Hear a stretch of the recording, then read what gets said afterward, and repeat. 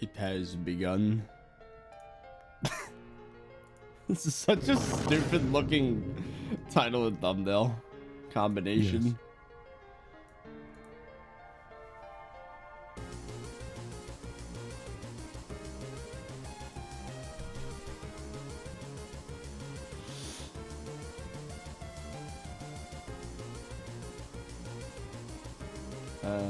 Stream shoutouts.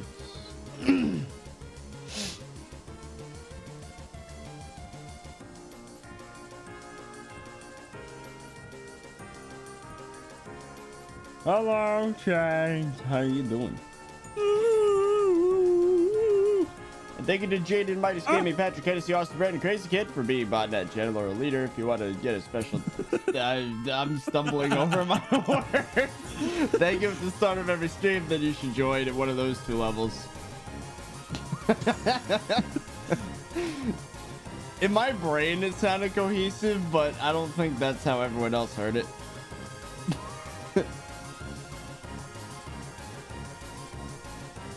The energy of the song does not match my energy right now. I just want to point that out. What is song? Do you have woman yet? What do you think, chat? God. Maidenless.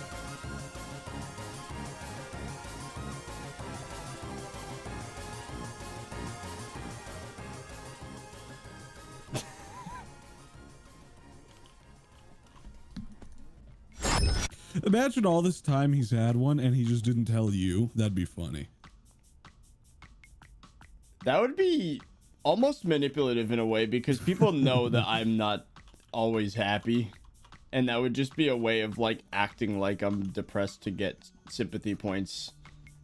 Well, but it's real, chat. It is real. Anyways, hi, welcome back to Hypixel Skyblock.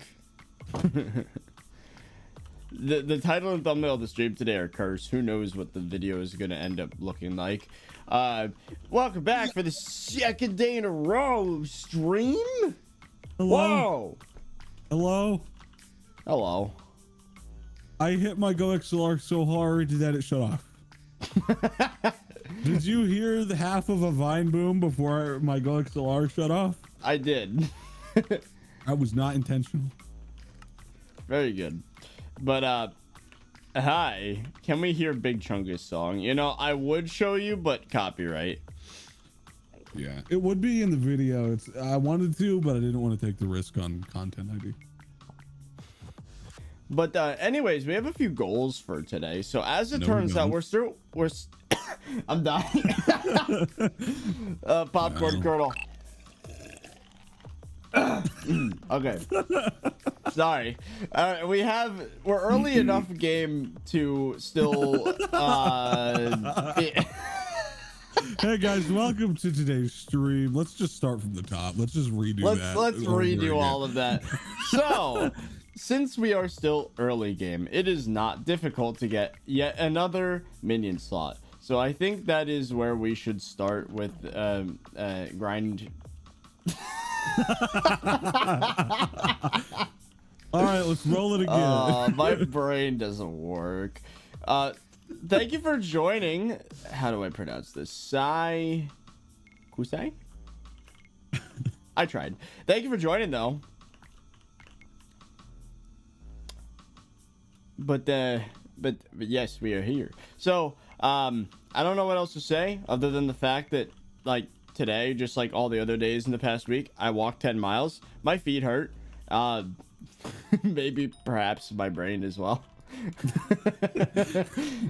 But you know, it hasn't been much longer than I can't freaking speak. It's only been a day, okay? So we don't have much stuff from the minions. You know what? Just give me the stream key. I'll take it over. And we're also doing today's stream significantly earlier than usual because I have stuff that I was invited to tonight, social obligations. So that's cool. That doesn't happen often. 30Virus having some semblance of a life. Wow. You already took all the diamonds. I already sold them too. You working towards that cookie. Ah, yes. Yes. I'll just to throw it away too. Oh, isn't that what we were planning on doing? Throwing away. It'll be very fun. Even though I was perfectly entitled to it and it had nothing to do with advantage, chat still cried about it. They really didn't, though. It was. No, they didn't. I brought up more of it. I brought the issue up more than anybody in the chat did. Yeah, that's entirely true, because to be honest, it's a sugar cookie. I mean, it's a sugar cookie. We're not allowed to use that word anymore now that I'm cooking anabolic. What is it called? Sugar. What is it called? It's a booster cookie. A booster cookie. That's what it's called. It's a booster cookie, man. I don't know, but anyway, what was I saying? Now all of chat's egg again. See what you did? How did I do that? I didn't say egg. I said I don't know. Cookie. It probably had some correlation. Chat, say Nightbot. Oh, great. The shields have been lowered since last stream, so now there's nothing to stop them.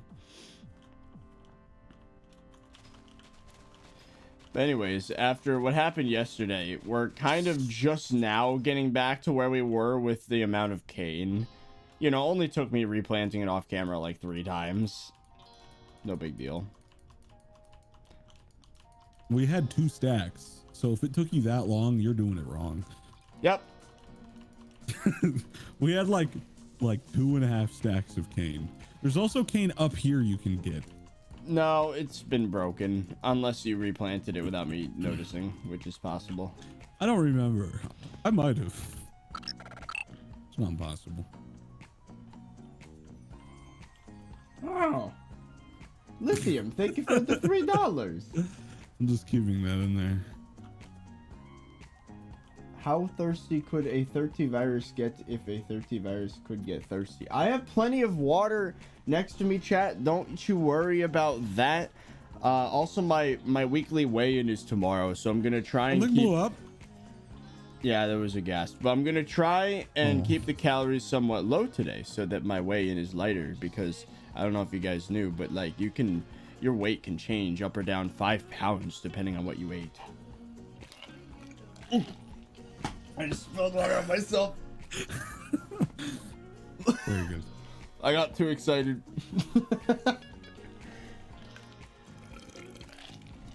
Okay. Wait. Why? Oh yeah, we have bows now, so we could probably take care of that like real quick. I already did. He is gone. Way to the ruin my content fun. is mine, and I'm not even streaming. Well, you know what I'm gonna do now that we have a flint minion finally, or a gravel minion with a flint. I can make a lot of arrows. I'm gonna make 4 stacks right now because I don't know. Seems like the smart thing to do.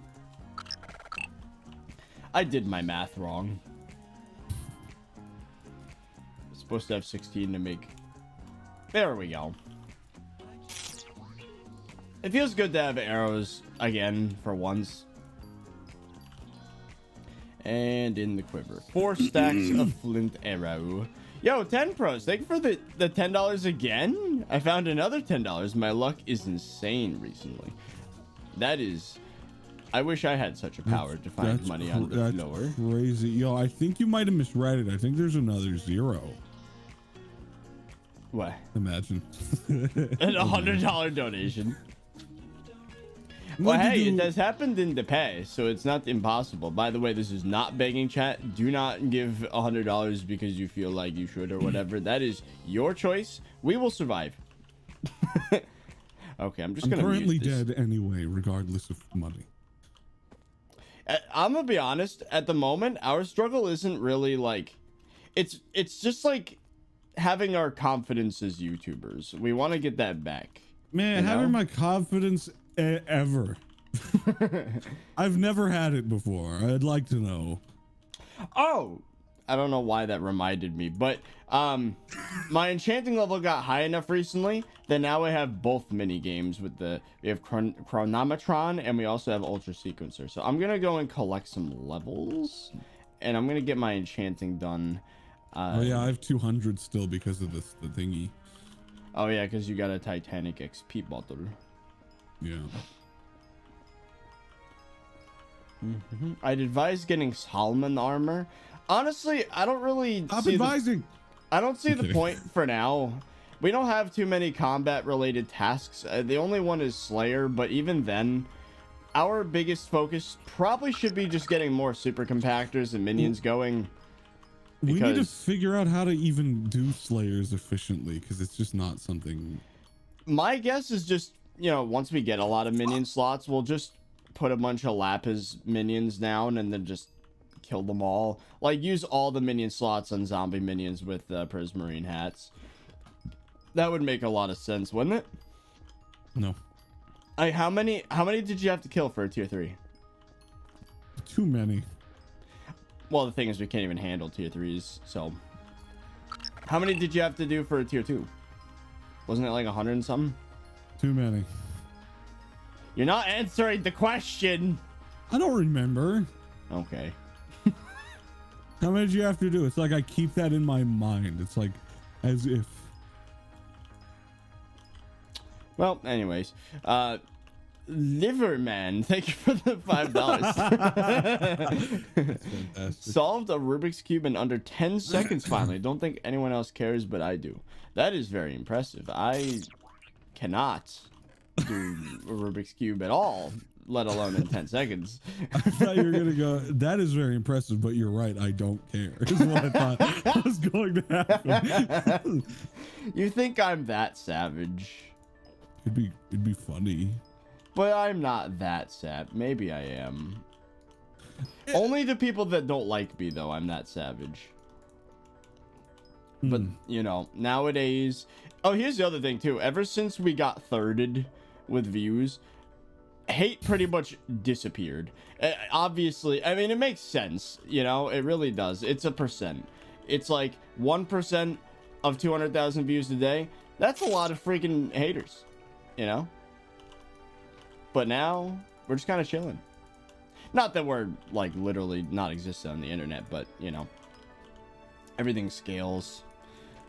I'm sure that once we find our creative footing again and we're just, like, out there making whatever, probably...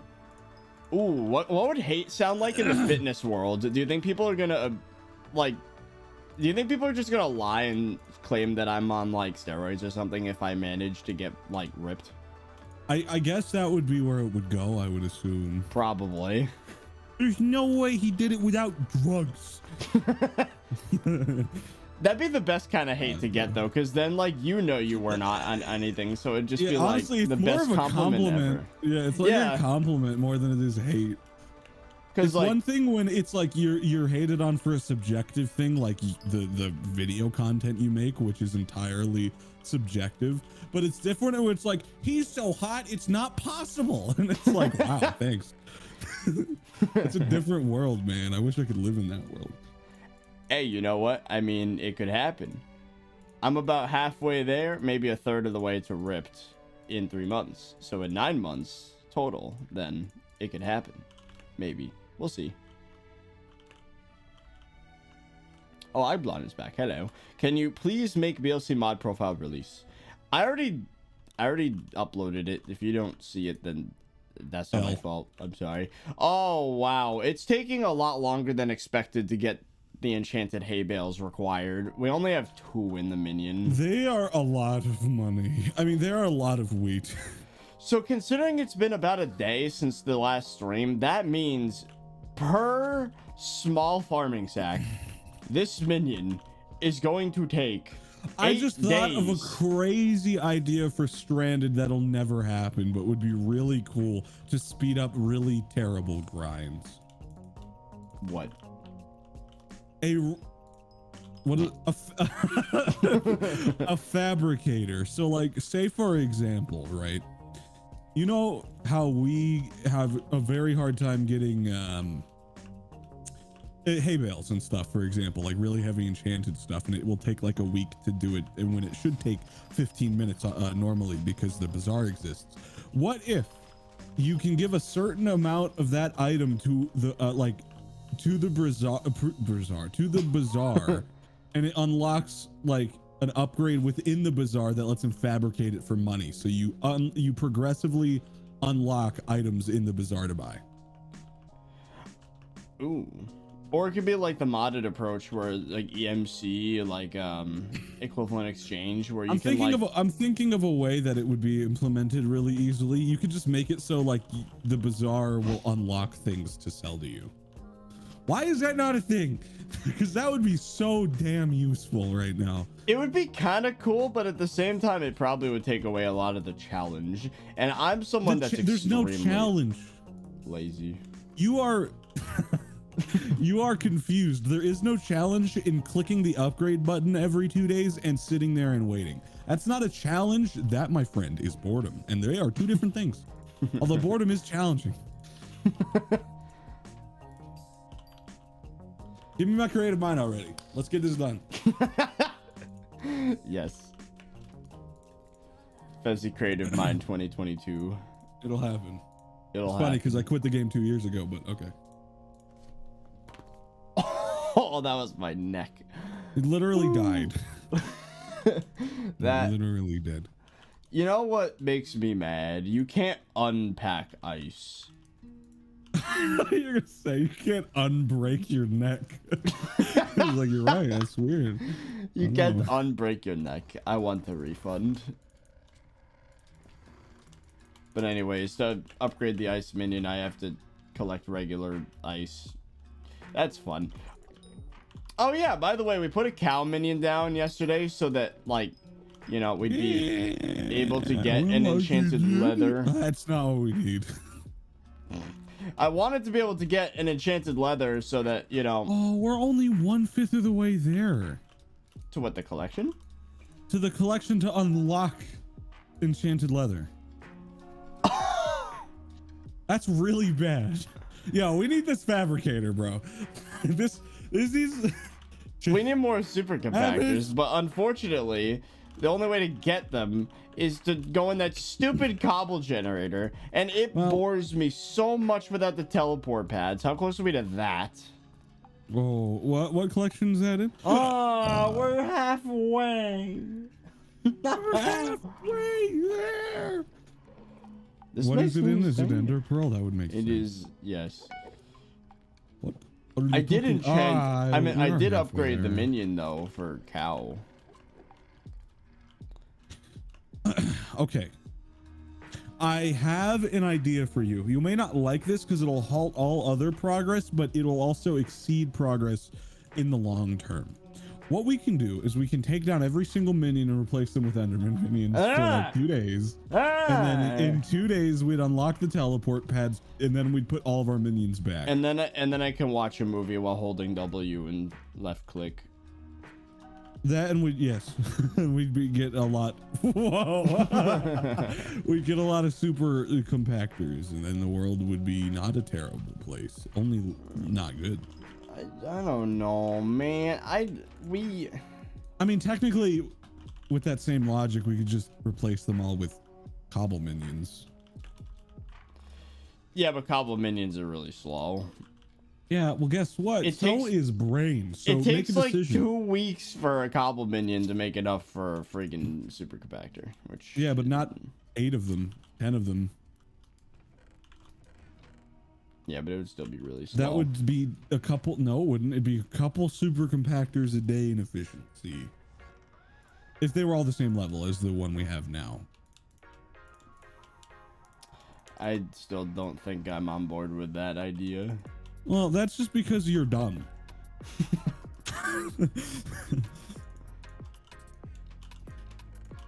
So did we really come here with no plan? Hey, I'm in the process of doing stuff. I'm just not talking when I do it. Well, the talk. Well, I'm trying to upgrade minions so that we have another minion slot. I need to include this all in the video, man, if this is all we've got. So get to commentating. Well, I'm in the process of trying to get stuff so that we can upgrade the thing so we can progress and do the thing. Oh, I was getting XP. I completely forgot the whole purpose of why I was over there. Wow. I was going to play the upgraded enchanting mini game with 75 levels of XP, but you know, don't have any transparency, so how do we stick them on our head as a helmet? What? We stick sea lanterns on our head when we wear the lapis set in order to use as a helmet, but we don't cut out a hole for our face, so how can we see?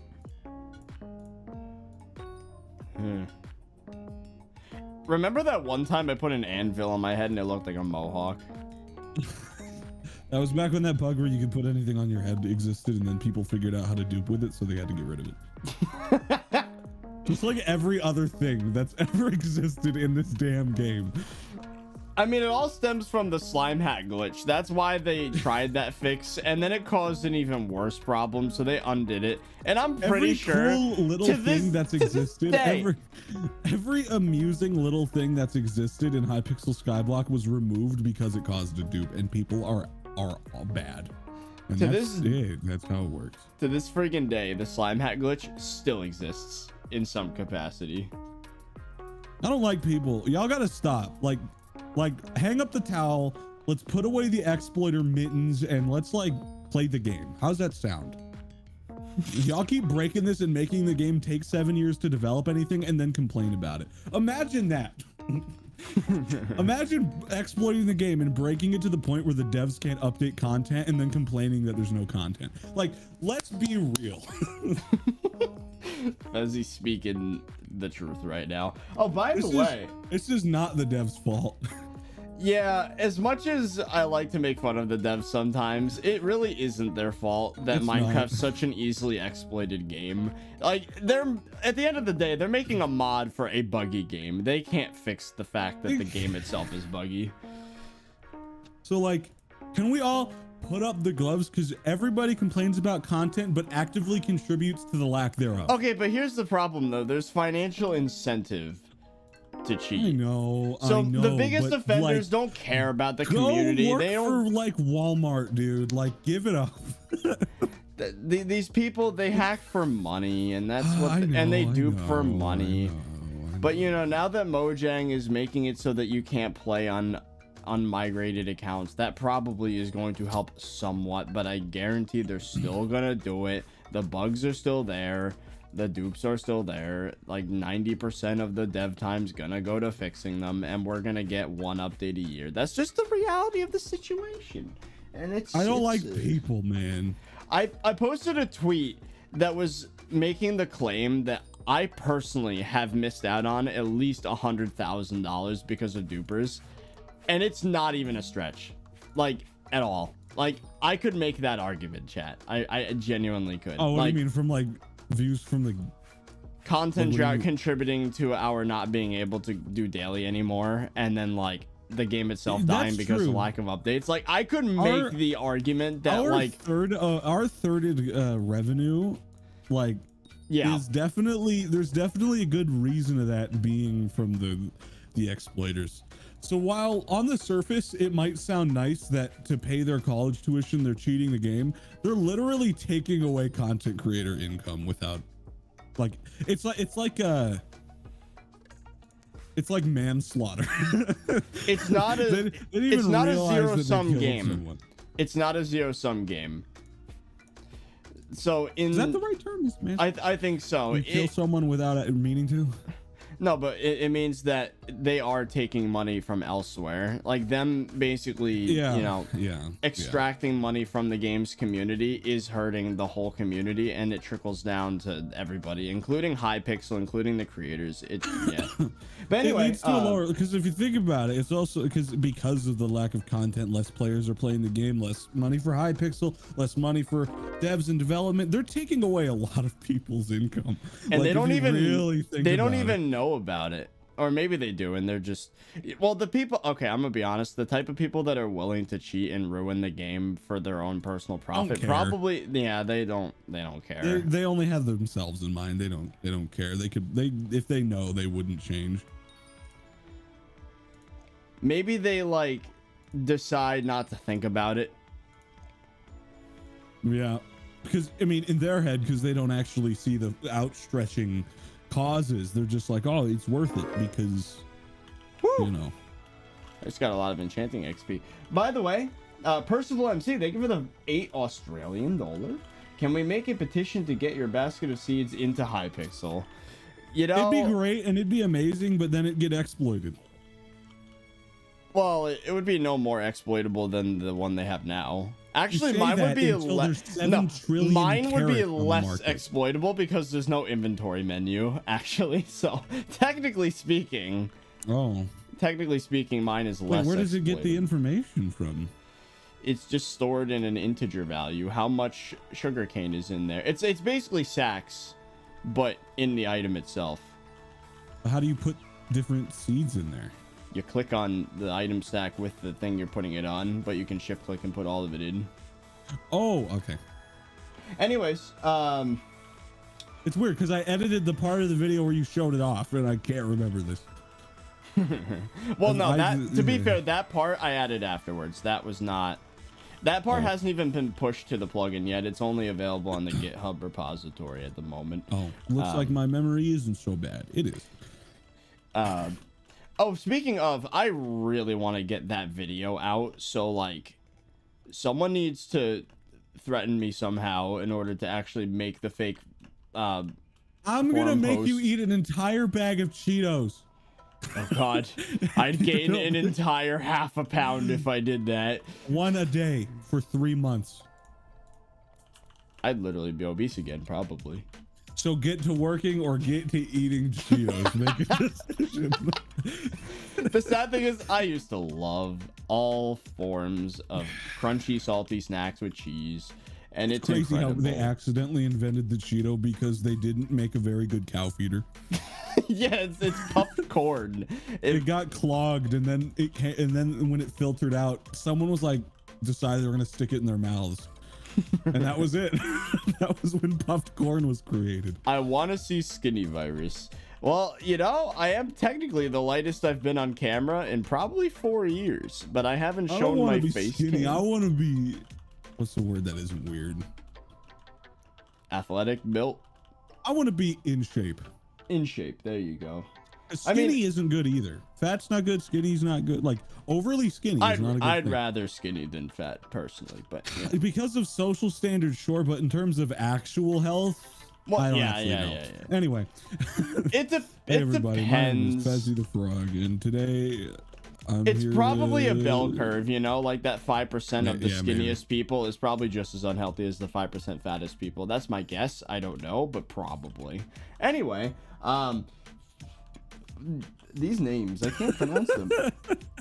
Naeem Gamer NG, thank you for the 2. Hi, I got hack and banned and whip. What do I do? Okay. What? What? Well, I think you meant to type rip, I think. Oh. Well, if you got hacked and banned, I don't know what to tell you. Maybe by the time you get unbanned, start stranded profile, because there's no incentive to hack a stranded profile because they can't get your crap. That's what I would do. And it's more fun anyways, let's be honest. But no one friggin' knows that because there's no, oh my God, 10 billion coins. Like, you know, trust me, this mode's better. Yeah, I mean, most people in chat... Oh. I think we've done a lot of filtering of fish brain in the past good couple months now. So I can officially talk trash and not feel bad about it. Okay, that's not really what I mean. What I mean is I can say like when I say the words y'all didn't give it a chance, I don't mean you watching right now, because I think the community at large. The community at large really did this game mode dirty. Just like they did Isles dirty. And, you know, I think the best way to emphasize it is a tweet I saw where it was like, wow, the only updates we got in the past 6 months was the museum and Stranded. Like, they didn't even count it as a content update. It's like, we got no content updates. And it's like dog, it's it's entirely different. It's taken our attention for the past 2 months. Like, and you say that's not content. Like, what? It's more content than any update we've gotten since like Dwarven Mine. This game for 2 years, and I like Stranded. You're wrong. I'm sorry, but to the general player base, you're wrong. I'm just gonna be honest. They just don't want to give it a chance. I just don't want to give it a chance, man. I'm not talking to you in particular, chat, by the way. Yeah, we're talking to the community at large. Most of the people that believe that think that way haven't clicked on the stream because they know that, well, you jump down there and lapis because that won't work. That is exactly what happened. It's weird. I have more health than you, but I die if I jump down there. Yeah, I don't know. I must not have as strong thighs. Well, did you put feather falling on your stuff? No. That would be there you go.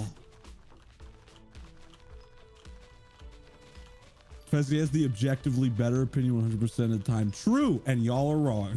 No, I'm kidding. No. I'm just gonna be honest. I mean, it's not like really a stretch to say people like did this game mode dirty. It's not a stretch. That's not a hot take. Like, it's just kind of facts, to be honest. That being said, though, the fish brains will return with another update, unless it's too late, which is possible. Which is entirely possible, but we like not to dwell on the worst case scenario. What do you mean? We literally do, like, almost every time we talk in Discord. Well, what do you mean? Yeah, but we do. It's what we do. It's an exclusive fact that we do. We have been mentally preparing for our personal apocalypse for the past 6 months. Let's be real. Very true. This is very true. We get into Discord calls on and off, but like on average, probably at least once, twice, maybe 3 times a week. And we're just like, hey, so our lives are gonna be over. What do we do? Our careers toilet. Quite possibly. I am scared. What will happen? And then we freak out for a couple hours and then sleep. Our lives. And as much as I hate to say it, we almost feed off each other's negative energy when that happens. Like, it's a self-fulfilling cycle. It's like one of us is feeling okay in the moment, the other's not, and then like suddenly we're both not. Well, it's because the dread kicks in when it hits one of us. Yeah. And it's like, damn, you're kind of right. And then we get sad. The dread is mutual. It's just a matter of if we're reminded of it or not. It's like an AND gate. If both pieces going in, if both inputs are not positive, the output's not positive. My friend thinks Stranded isn't a proper good update and he gets laughed at by the friend group. Keep laughing at. No, I'm kidding. I'm kidding. I mean, if people don't like Stranded, it's whatever, but not to give it a chance and just write it off as not even an update. Like, you're wrong. And you're allowed to feel that way about the museum, right? Like, you're allowed to think that about the museum. That's like an arbitrary flex. That's not even like a thing. But Stranded is actually doing everything differently. It's an update. It is an update. It's an update. And to write it off not as one, I'm sorry, in my opinion, you're just freaking wrong. Okay, so we're close to getting our first Minion upgrade of the stream, and it's probably going to be wheat. We need to get a whole stack of hay bales in addition to what I have, and then we can upgrade him, which would be nice. Nope. What is enchantment to put on hoe that give multiple drop? Harvesting? Do we have that in any capacity? Probably. Because if you wanted to do the cane farm quicker, you put harvesting on a hoe real quick and then mine what's out there and then put it back down. How do we get rookie hoe? Is that possible? I don't know. The farming merchant surprisingly isn't an option for us. I mean, I know feel like it would be. There's the specific, like there's the mathematical hose, but okay, you know what? You have a point. Harvesting is a thing. We should be taking advantage of it. Is this a new? Did they add a new NPC to the menu? What? The Smithmonger sells reforged stones. Was he there the whole time? Isn't he the one that... He's the one that stands by the reforge anvil in the dungeon entrance. He requires obsidian 10 and then you get him and you can put him down. Has he been there in that menu this whole time? He has. Well, that's kind of cool. It doesn't solve our problem though. No, it doesn't. Well, I'm going to enchant a wooden hoe with harvesting 5 probably would be a good idea. And telekinesis. Can you just get that in the...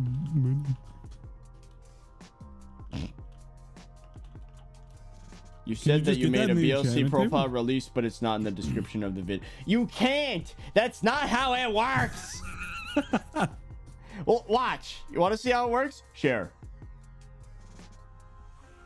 There you go. And then you go like this. You go search. Hold on. You go to... Did they actually update it? The only way you could do it is in game. Okay? And if they didn't put the button back, then it's not a thing. It's not my fault. Go complain to BLC. Not me. Go away.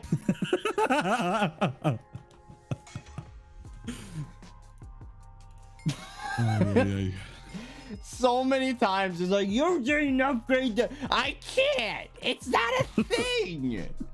They took that out. I can't. That is not my fault. So as it turns out, harvesting 5 is pretty good. Yeah, we probably could have saved a solid 10 minutes if we, I mined like 6 sugarcane and got 30. So okay, yeah, that it grants 62% chance for a double drop. Why did we not do this? It gives more than double. Oh well, no, you get more than 1 sugarcane. Never mind. Well, that's just what farming fortune is. It's double drop chance, just renamed. But as it turns out, we are working with like 1/3 our brain capacity. What else is new? 1/3 would be a good day. Okay, that being said, though, the extra collection from the drop. Can this rock stop? Bro, every time I try to shift, it's just like, hello! And then I try to right click again to place a block, and I sit on it. No. Anyways, as I was saying, now that I've lost about 40 pounds, actually I think my brain is working better. That mental fog is pretty much gone. Now all that's left is the realization of the situation we're in. All that's left is and a lot of dread and stress. Frustration is a good way to put it. I am now aware of the situation we're in instead of being in a mental fog, and I am anger about it. Also disappointed a little bit, but at least I'm aware of what's happening instead of just having the days go by and not really noticing and just kind of being like, it's not fun being in a mental fog. You don't really feel like you exist. Like, that's just how it it's really weird to put it that way, but it's kind of true if you think about it. It almost feels like you're watching a movie of your life instead of actually living your life. That's how it was. Yeah. For a long time, but losing the weight did kind of eliminate that for me. So that's cool. And I think depression was another thing too. I'm still frustrated about the situation, but like my default isn't sad anymore. So that's cool. Yeah, it was a lot of positives. Doesn't fix everything in my life, but it does help with brain function, I guess, as well as being able to move more efficiently. I'm not laughing at what you're saying. I think someone made a typo in chat. Unfunny. Is this a Fortnite stream? Will this video be... Wait. Well, I'm dead. Will this be the video, or is it farming stem.exe? Will this be the video? Wow. Yes. L ratio. Deal with it, nerd. I don't know. It depends. If anything really exciting happens, then yes, there will be a different thing featured in the video. But as far as I'm concerned, we're 6 minutes in right now. Wouldn't it be more efficient for me to just harvest the wheat from the minion and have him place it all back? Because I have fortune on my... Well, I have farming fortune. So I should be getting more hay bales than the minion does. Oh, I have harvesting 5. I've been doing this since you were. How much wheat do you have, if any? Wait, why wheat? I'm doing because I'm trying. Okay, because I'm trying to get 8 stacks for the minion upgrade. Oh, yeah, I don't got it. Oh, Lithium, thank you for another $7. Here's some money for a gallon of gas or less. Smiley face. Wow, that's crazy. Actually, still in my area. It was $3.30 for a while, but then like a month went by and, you know, I got no life. I don't have any places to go, so I didn't actually burn any gas. But, you know, a month went by and I finally needed to refuel the tank. If I break ice with my hoe, do I get double drops? No. Are you sure? Oh. But anyways, from one visit to the gas station to the next, the price went up a whole $1, you know, like it just as it does. $4.30 is considered a good price now, and that's what it is near Tampa nowadays. And I can't even complain about that, because in places like California, it's like $7 a gallon. Is there any news on SB 1.0? You sad soul. I wish, my friend, I wish. I feel bad for Anthony, though. He got... What did he get? He got whatever he got, right? Whatever. He just bought a car. I don't remember what the car is, but it requires premium. Which I think, you know, it's crazy what's happening, because we're slowly getting... The universe is forcing us towards, like... Electric. Autonomous like deliveries, electric vehicles. It's like Earth is fighting back. Well, actually, it is weird though. We are getting shoved violently in the direction of alternative fuel sources and which contactless is something that delivery. Humanity needs to do, but this is not the way we wanted it to happen. It is really strange though if you think about it. Like society, not how we wanted to do that. Society functioned perfectly fine on like all these things for decades, but now all of a sudden it just doesn't work anymore. Which I'm grateful for though, because you know, I mean, gotta love that 2-day like, delivery Amazon Prime. But the emissions from vehicles and stuff, like it's like smoking a cigarette and not realizing that it can give you cancer in 10 years. Like, Earth is gonna die and it's not gonna take that long, and it's the reason we don't care is because it's not going to happen to us. It's gonna happen to like our kids, our grandkids, our grandkids.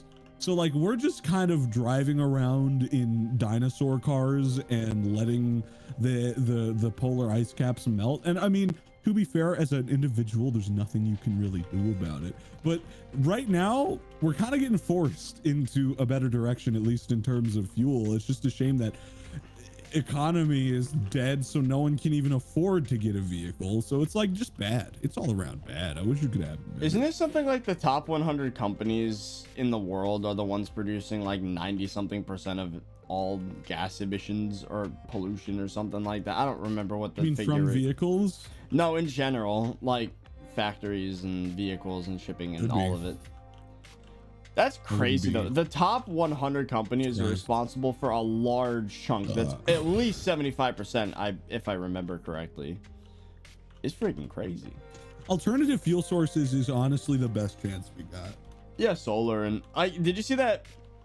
Yeah, like I think solar and like 100 square miles. Everything. 100 square miles of solar panels, enough to literally power the world. And that's like, wasn't it a corner of, like, didn't Elon Musk say like a corner of Ohio could power the country? Yeah, it's like a small little square in like the Midwest. You could do it. They just have like this 100-mile by 100-mile square, and the whole world's power can come from there.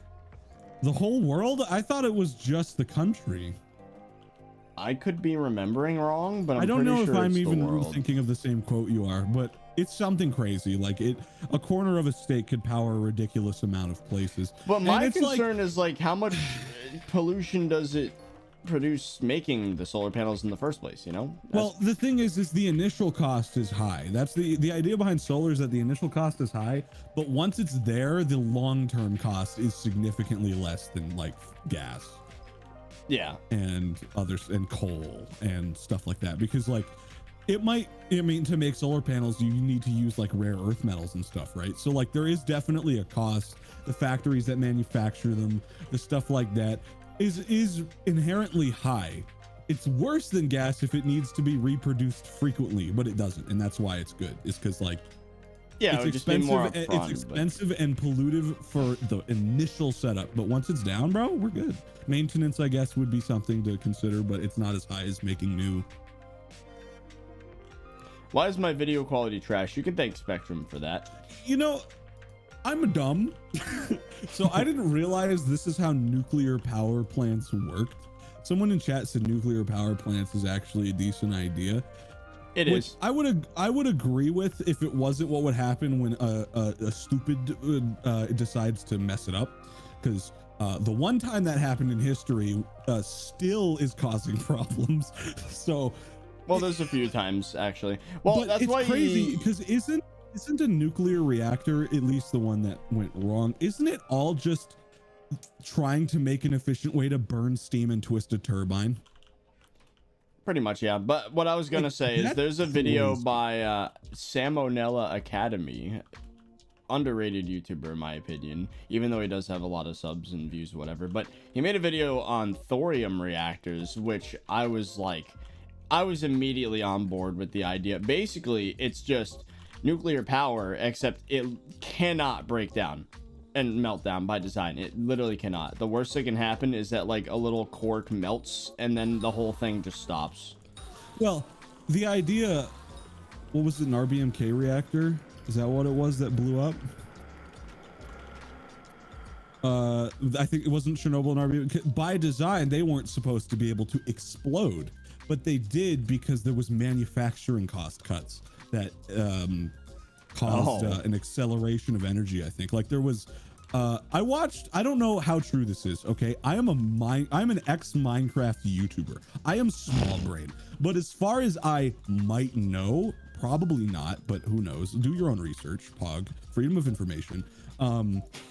As far as I know, the way that Chernobyl went wrong was the government, in order to cut costs on manufacturing the rods that went into the core, had what was it, graphite in the rods, and the graphite caused like an explosion of energy at just a second, and when it did, it blew up the reactor, which by design technically it wasn't supposed to be able to explode, but it did because of the graphite in the rods. Is that right, chat? Yeah, I don't know enough about it to make a comment on that. Something like that. At the end of the day, I think it was because there was a cheap manufacturing, there was a cost, and it caused Chernobyl to explode. Otherwise, it shouldn't have happened. So like, you know, honestly, bro, we need to just figure this out and not cut costs. That's the biggest thing. All of this stuff happens because like someone doesn't want to pay a little bit more money. And then when they don't, it's like something terrible happens. Somehow not surprised by humanity just being like that. Because of course they are. It's right, but it's not the whole. Yeah, I don't know. Don't quote me. Look it up. Do your own research. I'm just dumb brain. End of statement. So anyways, back to Minions. Also, the Chernobyl show was really good. Just want to point that out. Oh, your head is animated. What? Your head is animated. The sea lantern has a little animation on it. That might be my pack. No, my pack does that too. Oh, okay. I've been trying to get this wheat minion upgrade, and we're like 9 hay bales away. It's about to happen.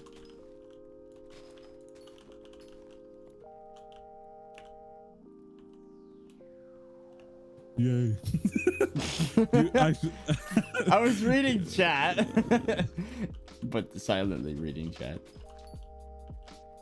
Oh my, the number of paragraphs in the chat. So many. We are getting some intelligent conversation in the chat, and we have like 800 viewers too. That's kind of pog.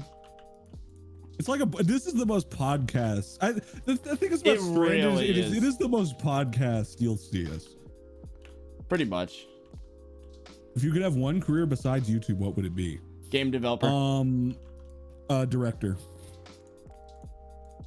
I knew mine right away. I want to make movies. I want to make games. I'd like to write. I'd like to be a writer on a game, like not like a writer, but like story builder, like world builder kind of person. I feel like that could be a really good job. I'm incredibly unqualified, but in an alternate world, that wouldn't be the case. I mean, with game development, if the product's good, it's just good. So like, yeah, I don't think there is really qualified. I mean, obviously, that's true. I mean, if you have a Toby history Fox, of making right? good stuff, that, one exactly. of the most like revolutionary titles to exist, and he's a dude. I'm not saying that to undermine his work. It's just incredible that one man made such an impact. Yeah, so that's the sort of thing I would want. I should probably specify. How did chat? You are some observant little dudes, bro. Like, how do you even remember that? No, because I made the deal that 30. Did you watch Overlord 30? I didn't get to watch it. I was supposed to yesterday, but stuff happened. I'll watch Containment when you watch Overlord. It's confinement. Confinement when you watch Overlord. That's the deal. So, yeah. Okay, this should be enough now for the upgrade to the Wheat Minion, which is 1/25th of the way to a Minion slot. So we are making great progress in 50 minutes of stream. 50 minutes! Wow! Has it been an hour? Almost already. What the hell? It feels like it's been like 20 minutes. Yeah, that really freaking went. Holy crap. I think we need to just talk trash more. That seems to fill up time very much.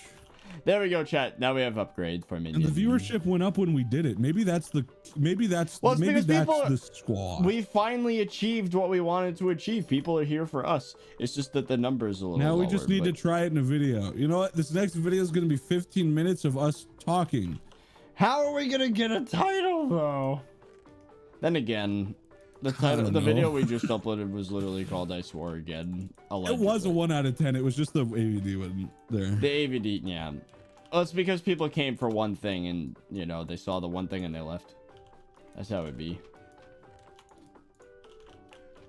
When coding vid from Master Plan gonna come out? From Master Plan. That's another detail that I'm surprised people remembered. Which Master Plan are we talking about? I've heard that a couple times. I don't even remember saying that out loud. I have a document on my Google Drive that's literally called The Master Plan, and it's like the big picture stuff I want to do with my life, basically in 6-month chunks. How the hell did you know that, chat? I had to have said it, otherwise how would they know? Anyways, I haven't gotten that far yet. Well, the coding video is very close to done. I just gotta, well, at least the Uber items one is. Yes, that's gonna be a good video. It is. Honestly, it's about a half an hour's worth of work left in the video, so I have no excuse. I really could just do it today. I should do it today. Troll Fighter 3, thank you for the $2. Good afternoon, Mr. Virus. Good afternoon. Oh, and Cosmic Squid, thank you for the 2. Your streams are just mini podcasts, and I love it. Yeah, pretty much. That's how it gets. Now, speaking of Minion slots, we need 20 more uniques. How are we gonna do that? Oh, apparently you mentioned it in a Bed Wars stream. Maybe that last one you did. That's even more impressive because that Bed Wars stream only had like 200 viewers. Well, chat, I am impressed. Scheduled the reboot. Okay. That's the first time I've seen that in here. It's been a while, yeah. So it happened I think the first day. I think it did. Because we did it to test to see if we'd get teleported to the hub, which would have been really funny. What happens if I don't migrate in time? Don't quote me on this, but you know what? No, do quote me on this, because if they did it any other way, then Mojang's freaking stupid. What's probably going to end up happening is that you don't lose your account. You just can't play in multiplayer until you migrate. That's what I would assume. I don't think Mojang would pull a good luck and then just turn off your account and you can never do it again by the deadline. That would be really dumb. Because there's also might be lawsuit worthy. It probably would be lawsuit worthy. As a total guess, but I would assume you pay for a product, and because the product, like, imagine if you walked away from your computer for like a week, didn't know that change was there, and then you just lost the product you paid for. That sounds like illegal. So I doubt that they're gonna do it that way. I don't know though. Oh, RP Games Engine. I want to work on that again. It's just, you know, I hate to put, I've become self-aware enough to know that the only reason I haven't done things is mostly because of arbitrary deadlines and arbitrary goals. And in my brain, I've basically settled on the fact that until I am safe, I can't work on RP Games Engine, which is false. I could work on it, but I just chose not to because I was putting my time into it's about YouTube. Motivation and passion and general excitement towards the thing you're working on, right? And the big thing that's influenced our productivity is there's a spark that's died because we just, instead of feeling like progress is being made, it's a maintenance of a dying thing. It feels like we're trying to get back what we lost instead of get new ground or ow. It doesn't feel like we're working towards anything. It looks like we're working to prevent something. Yeah, we're basically running away from the bad things instead of chasing the good things. That's exactly the way our mental state's been ever since. That's why everything is falling apart. And it feels like if we want to do something like a hobby, like for example, you want to make RP Games Engine, well, you get into a mental spiral where you're like, well, I could be doing this, which would technically be more productive against running away, and then you spin your wheel, and then you end up doing neither of the things, and then you pass out because you've exhausted yourself. Paralysis of the analysis, as Dave Ramsey would say. I don't know who that is, but I agree. I'm pretty sure other people have said that too. That might not be his quote, but that's where I heard it. You exhaust yourself thinking before you actually do. Yeah. And it's also another thing. It's like, how dare I put my time into this risky project that might yield nothing when I could be putting time into the thing that I know works. Even if it's not working great, at least it works. That's the other thing that happens in my brain. Yeah, it's like I almost would feel guilty putting time into RP games when I notice that the channel's thirded, you know? Yeah, right, because then you even trick yourself into thinking that it's your fault because you're being you convince yourself you're becoming like neglectful towards the channel, and then you're like, I need to change this, I need to fix it, and in turn you just exhaust yourself and then don't do either, so it's in fact more unproductive than doing the risky thing in the first place. But yeah, I feel like, what is paralysis of the analysis the name of his book? That would make a lot of sense. It might but be. I feel like, you know, on paper, right, the most efficient thing we could do with our time is undoing getting thirded on YouTube. But like, that's on paper. This is the real world. Like, it doesn't work like that. You know, and the idea of having lack of control is also a concern because at the end of the day, it's how long we can manage to make people click and then watch, and if it's uninteresting or if it's is suggested to the wrong people, because that happens, then it's just gonna do bad, and then you feel like it's a waste of time, and it's awful, man. The thing is, though, I have fought that feeling. Like, you know, like I said, I do feel guilty for not putting every ounce of my energy towards getting unthirded, because I mean, think about it. I'm putting 3 hours a day into working out. I don't have to do that. It doesn't even really affect the channel all that much for now. It will in the future, but for right now, it's not. So like, yeah, I'm able to put time into other projects, and maybe RP games would be one of those eventually. But you know, it's a process. It is definitely, you have to fight your instinct of like, I have to survive, I can't die, stop dying. Like, you have to yeah, you can't just have everything in life figured out at the age of 25 is what I'm starting to discover. Like, I'm 21, man. I'm freaking out every day.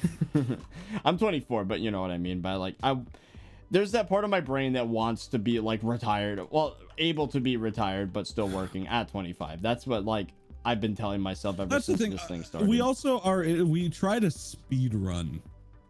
We do try to speed run a lot of things. We try to speed run, and what happens is here, let me help you with this.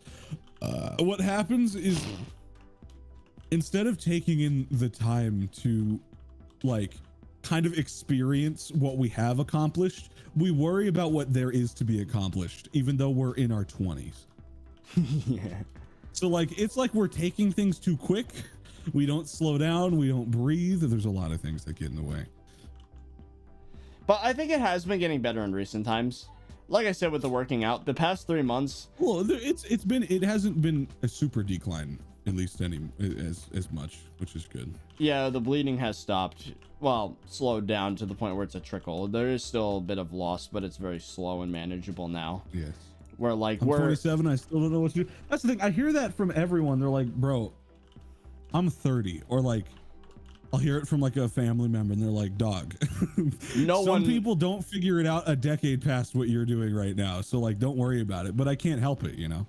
Yeah. I mean, it's just part of life. I feel like it's the human condition to always feel like you're never satisfied. I mean, if you think about it, right, people that have quote made it in our eyes probably feel the same way. It's like someone that gets 1 million views a video is thinking to themselves, oh, but what about that one time I got 4 million views a video and like I can't do that anymore? And that you know, for them it's the same mental process. So like at the end of the day, what's gonna keep me from spiraling in that way is being able to just have the option to take a break and to like not get kicked out of this house and to not have to go back to that basement. Like I have to keep reminding myself of how far I have gotten and how easy it would be to maintain what I have now. And the answer is it's pretty freaking easy because like, you know, if all else fails, I could get a 9-to-5 and that'd be more than enough to pay for my lifestyle because I did it smart. Like the hard part's already done. So I gotta like, but it's so difficult to remind myself of that, you know? Like luckily I didn't let my feelings get in the way and I did everything that was right on paper according to like, you know, what Graham Stephan teaches, right, in his videos. And it took a lot of self-control to do that and not just like, you know, try to, I don't know, buy a house in cash and just run out of literally money at all and have nothing, and then that could be bad. I don't know. It's called a midlife crisis. I'm not even mid. 3 years ago, I was legally a child. Like, I'm not even mid yet. Like, that's the thing. It's too quick, man. It's a quarter life crisis. We do have quite a lot of cane now. That was fast. Yeah, honestly, harvesting 5 was something we should have invested in like a month ago. I agree. Yo, Wolf is celebrating 8 months of membership. What's up, Mr. Virus? Hope you're having a good stream. Oh, thank you, man. Yeah, we're just talking. You know, it feels good to not have the obligation of content mode 24/7. Like actually just talking. You know, being honest with chat. As long as it doesn't come across as complaining. I don't want chat to get the impression that we're like. No. We're just talking. Like I recognize the fact I feel that like people that I feel like we've also gotten to the point where the people that are left relate to us a lot more and kind of get it because they're probably closer to our age group and they're like, yeah, you know, they're probably a lot similar to us, which is honestly a liberating thing on its own. Because if you feel what we feel, then like it's a lot easier to say it without feeling like we're burdening like someone who's just like trying to watch Minecraft. Because at the end of the day, Minecraft right now is kind of just the background for a while, at least until Nether update, until it has been for the longest time, it feels like. Yeah. Could you consider content-wise splitting up your time between profiles? Spend more time on Stranded, some time on Iron Man, potentially a new account. Problem is Iron Man is so anti-algorithm right now. It's even worse than Stranded, I think. I feel like the channel is meant. I feel like the channel is meant for adults, but the content is meant for kids. The idea is that we would like to make videos for just people like us. But yeah, like because of the is zeitgeist the word? What does zeitgeist mean? The whole sphere of a certain topic. What does zeitgeist mean? Because I think I'm using it correctly. Okay, because Minecraft being a kid's game is the current zeitgeist of online culture, that is the right use of that word, I think. By definition, people assume that we make content for kids, but that's genuinely not the idea. Yeah, we're just like dudes that so happen to like. This is what we grew up playing. This is our generation's thing. You know, go back and look at what like Minecraft content used to be before it was like incorporated and all that into a bigger thing. I mean, Markiplier would literally play Minecraft when drunk. Minecraft was his thing, and like people would say so many slurs because the internet was different, and also because Minecraft were didn't allowed have because it was it was a wasn't game kid's that game back everyone then. just played. Everyone was like college students back then, or like late high school students playing the game and saying anything they wanted to because they had nothing better to do than just mess around and talk crap. I would say a different word, and play Minecraft. And that's what they did. And that's kind of like where I still am in life, because because back then I was a kid, obviously, and now I'm in that stage where I'm like, dude, I just want to, like, you know. Boom, upgraded minion. Oh, you need packed ice for the upgrade? That's convenient. Well, he's making packed ice, so there we go. Yeah, that's convenient. I thought it went straight to enchanted ice. Well, now I can do this. You need 60 more packed ice. Well, we need 18 more uniques. This is a difficult process. You know, I expected it to not be easy, but damn. So we need like 4 stacks of packed ice, it seems. If you and Fezzy could collab with anyone, who would it be? As a unit or individually? Because I feel like the answer would be different.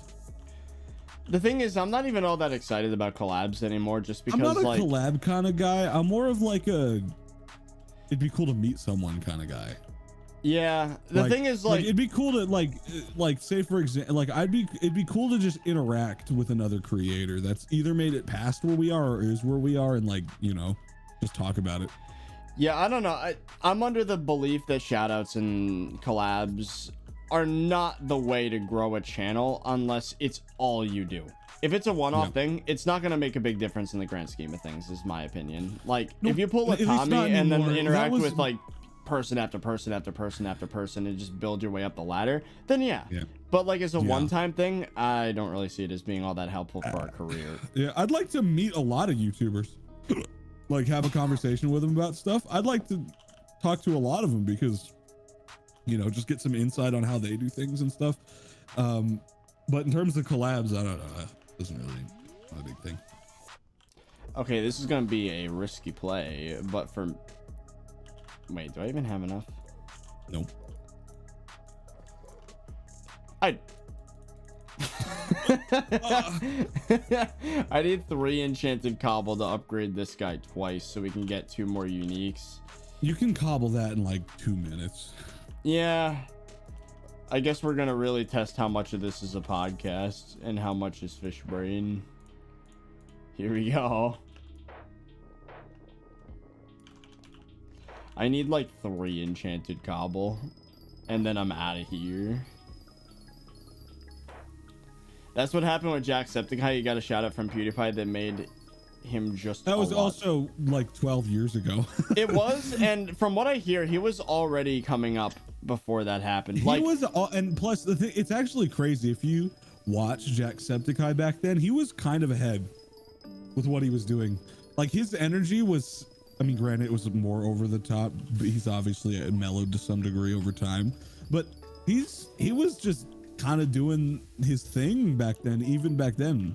So, like, that was a situation where I feel like the shout out, it just so happened that Jacksepticeye was gonna make it regardless, in my opinion. Like, he just had that YouTube bread in him at that.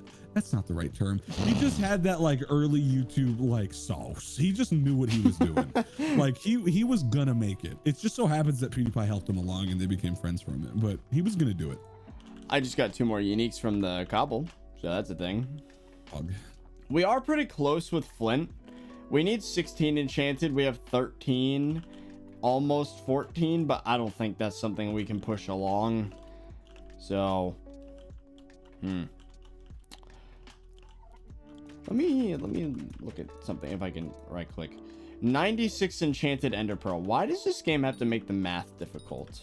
Is that like that's like 5 stacks of 16 of enchanted pearl, so we're not getting that upgrade today, it doesn't seem like.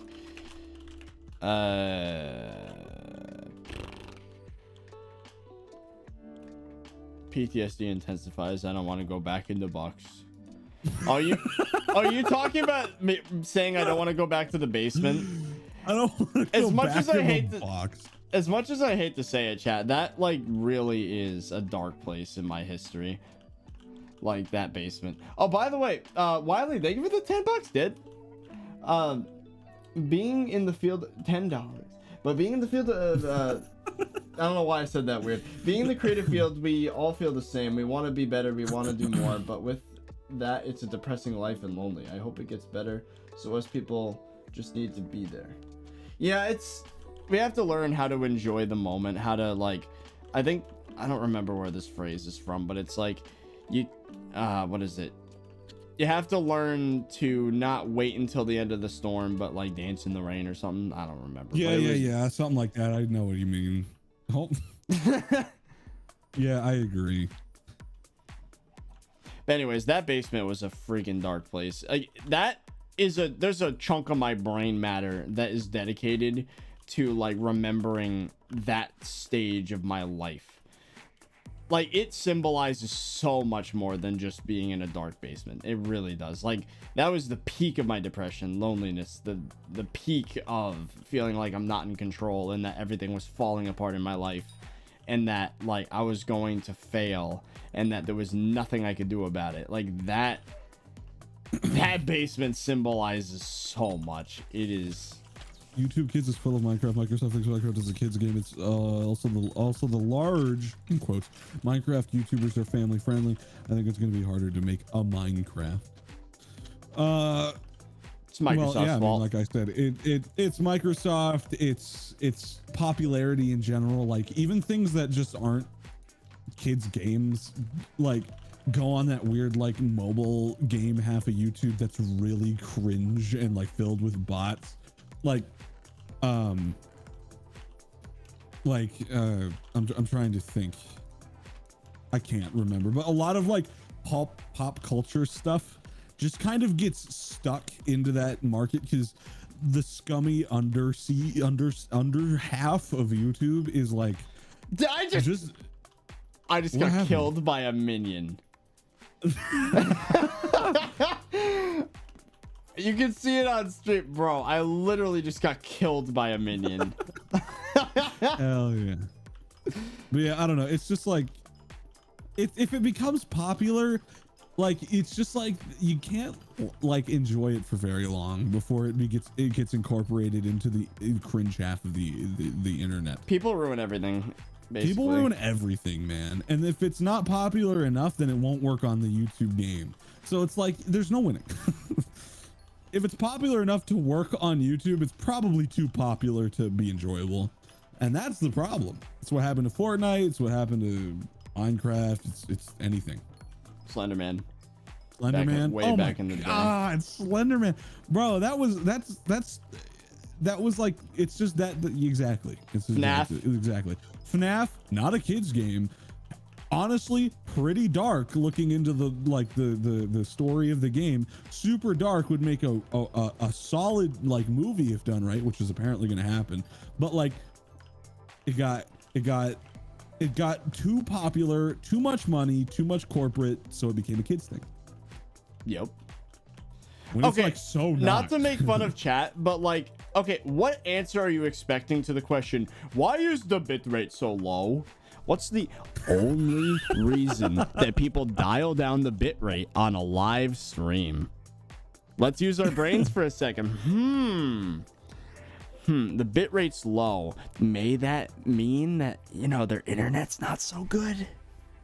Nah, you know, I felt like putting the bitrate down just because I don't like you guys, okay? You don't deserve 1080p 60. You deserve 120p. It's just it's just what I think, right? It's a creative decision. It's a creative decision. You know, Minecraft's pixels, right? Let's just overemphasize the pixels part of it. Yes.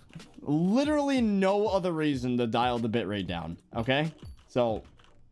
Yo, this is off topic for that, but kind of on topic. Have you ever seen like a 480p video rendered so well that it looks like it's HD? Yeah, like any professional media that was filmed like in the 2000s or like early 2010s. That wasn't compressed. Yeah, like it actually doesn't look bad. It's crazy how good 480p can look. It's just compression that really kills things. Like, have you like, I watched this video, like it was a dude playing a game. YouTube defaulted to 480p, even though it was like a 4K video. And it was like, bro, I couldn't tell that it wasn't on 1080. Especially if you're on a mobile device or you have it on a second monitor, there's no reason to go above 480p in my opinion. Even now, like it's good to save bitrate if you're on a mobile device, or bitrate. It's good to save data. I guess the only reason you'd go above that is so you can get 60 FPS, because YouTube on standard definition doesn't go above 30. Oh really? I'm pretty sure 480p is 60. You can't. That'd be do so 60. weird. Yo, Crazy Kid, they give it the $50, bro. That is the biggest dono we've had in probably a month. Not that 3 weeks, maybe a month. Jeez, man, thank you for the 50 though. Hey, make it 480p because I live on it. Make the weak suffer. Well, hey, y'all came up on the era of like 8K being supported on YouTube, bro. YouTube didn't even used to be widescreen. It used to be 4:3. Yeah, I remember those days. Go back to early in my channel. Like some of my first. Hold on, I'm gonna prove a point. YouTube predates the standardization of monitors being 16:9. It is that old. My channel predates that. ThirtyVirus, Rube Goldberg. Oh yeah, I got videos that are like that too. It's bro. Y'all gotta use. Look at this. Look at that aspect ratio. Also, that's Anthony at like 11 years old. That's hilarious. But like, that's not. Look at the black bars. This is 4:3. Filmed on a flip video camera. It was a really cool video though, actually. If you haven't seen it, you're about to. YouTube is old, man. It's like it came out in 2005, at least in the way that we know it, I think. Unless it was a dating site back then, but still. Okay, I was literally 2012. That was 10 years ago. So I was what, 13, 14. I was 14 when I filmed this video. Rube Goldberg machine made in our basement, in my basement at the time. Isn't that cool? Anyways, that video was filmed in 4:3. My brother lost his account by migrating. I'm gonna be honest, you didn't lose it. It's there. You just don't know how to access it properly. Because that's what happened to me in a way. For like 5 minutes, I couldn't figure out how to get back in, but I did. Just look up a tutorial, Google it. It's not lost. There's a process. Ooh. A lot of materials that I can process.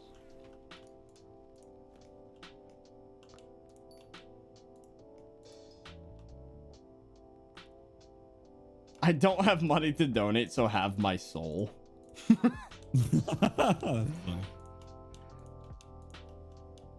What would I do with a soul?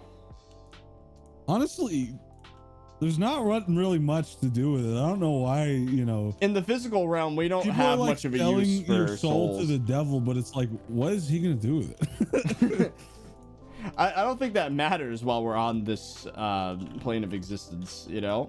I guess the way it works is you sell it to him. So I don't know, what do you like manufacture things for resale for him when you die? Like what profit does he really get out of it? Let's be honest. He's a businessman.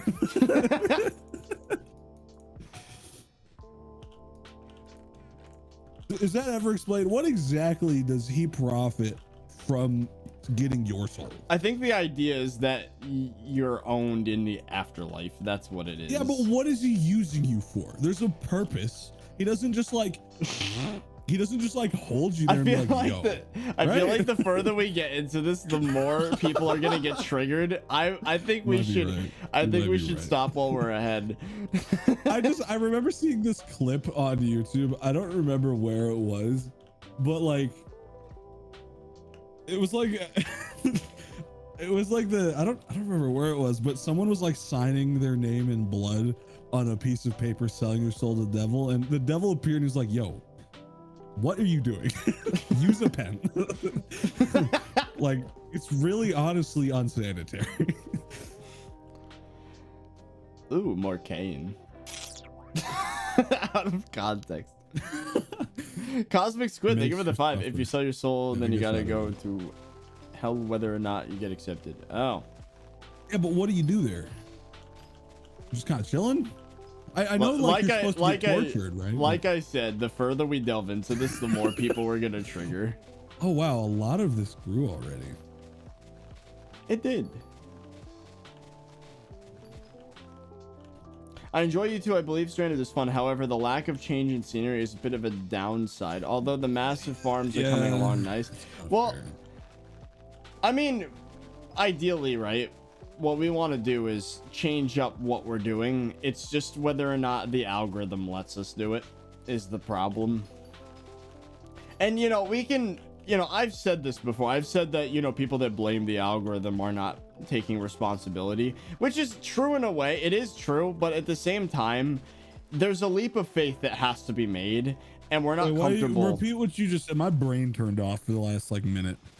Well, you remember how I said that blaming the algorithm is basically admitting that like what is happening negative on your channel is not your fault, and that it's like you're basically relinquishing any responsibility for the downtrend of a channel, which is bad to do. Obviously, taking responsibility is important, but in order to, you know, that doesn't mean that it's easy though.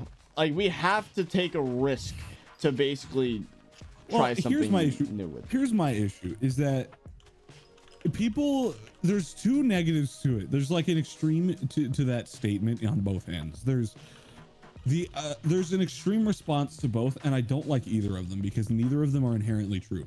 And that's the people that are like, you know, the YouTube advice givers that are like, your content's just bad, make better content and the algorithm will reward you. And it's like, no, it won't. That's not how it works. Subnautica is a perfect example of that. Inherently, right? The algorithm, it like you shouldn't use it to blame your lack of success, but it can totally be responsible for it. That is real. That can happen. It can kill videos just because of some reason. That happens. That's real. Admitting that's not real is a great way to blame yourself and put yourself in a bad place for something that wasn't even your fault. It can be not your fault. That is possible. But it's also the other way around where you shouldn't do that. You should keep looking to improve yourself because that can always happen. But I don't like the people that say make good content and it'll work, because the idea of what is and isn't good content is entirely subjective and is not consistent whatsoever. I actually made a reply on Twitter to this.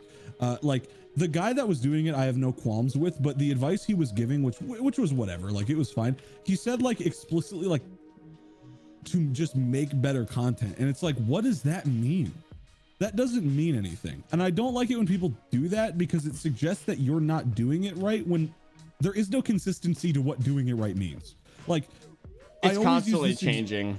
Well, no, there has never been a standard. Well, there was maybe at one point, but right now there's no standard that consists of what is good content. I mean, sure, you can look at like Mr. Beast or Ludwig or something, and that's inherently good content, but it's really easy to say that. But you also have people on the other side of the fence, people like Boffy, an example I use all the time. By a lot of people's definition, like a good video should have a good topic, a written out idea, good SEO, and it needs to be engaging on the topic. It needs to be well written, you know, stuff like that. But that's inherently exactly what his videos aren't. He sounds bored in the videos. He acts bored in the videos. He has a monotone voice. There isn't a ton going on. I haven't kept up with this. I don't watch it, so maybe this has changed, but there isn't inherently a lot going on with the editing. The subject matter is either, you know, just kind of a meme or whatever, but people flock to his channel. So what is good content? The answer is there isn't an objective answer on a website where the goal is who can turn off someone's brain for the longest when they click on the video. And that's all it is. Can you turn someone's brain off for 15 minutes? You win. Here's $1 million. Like that's how it is. It like, and if you can figure out a way to do that, whether it requires a lot of effort or not, doesn't matter. You did it. You know, I think the only way we can split the difference, you know, is to look for improvement for yourself, not for everyone else. The only way to split the difference in a safe way, in my opinion, is just starting a new channel and continuing both, and like just pushing through and not letting either channel suffer.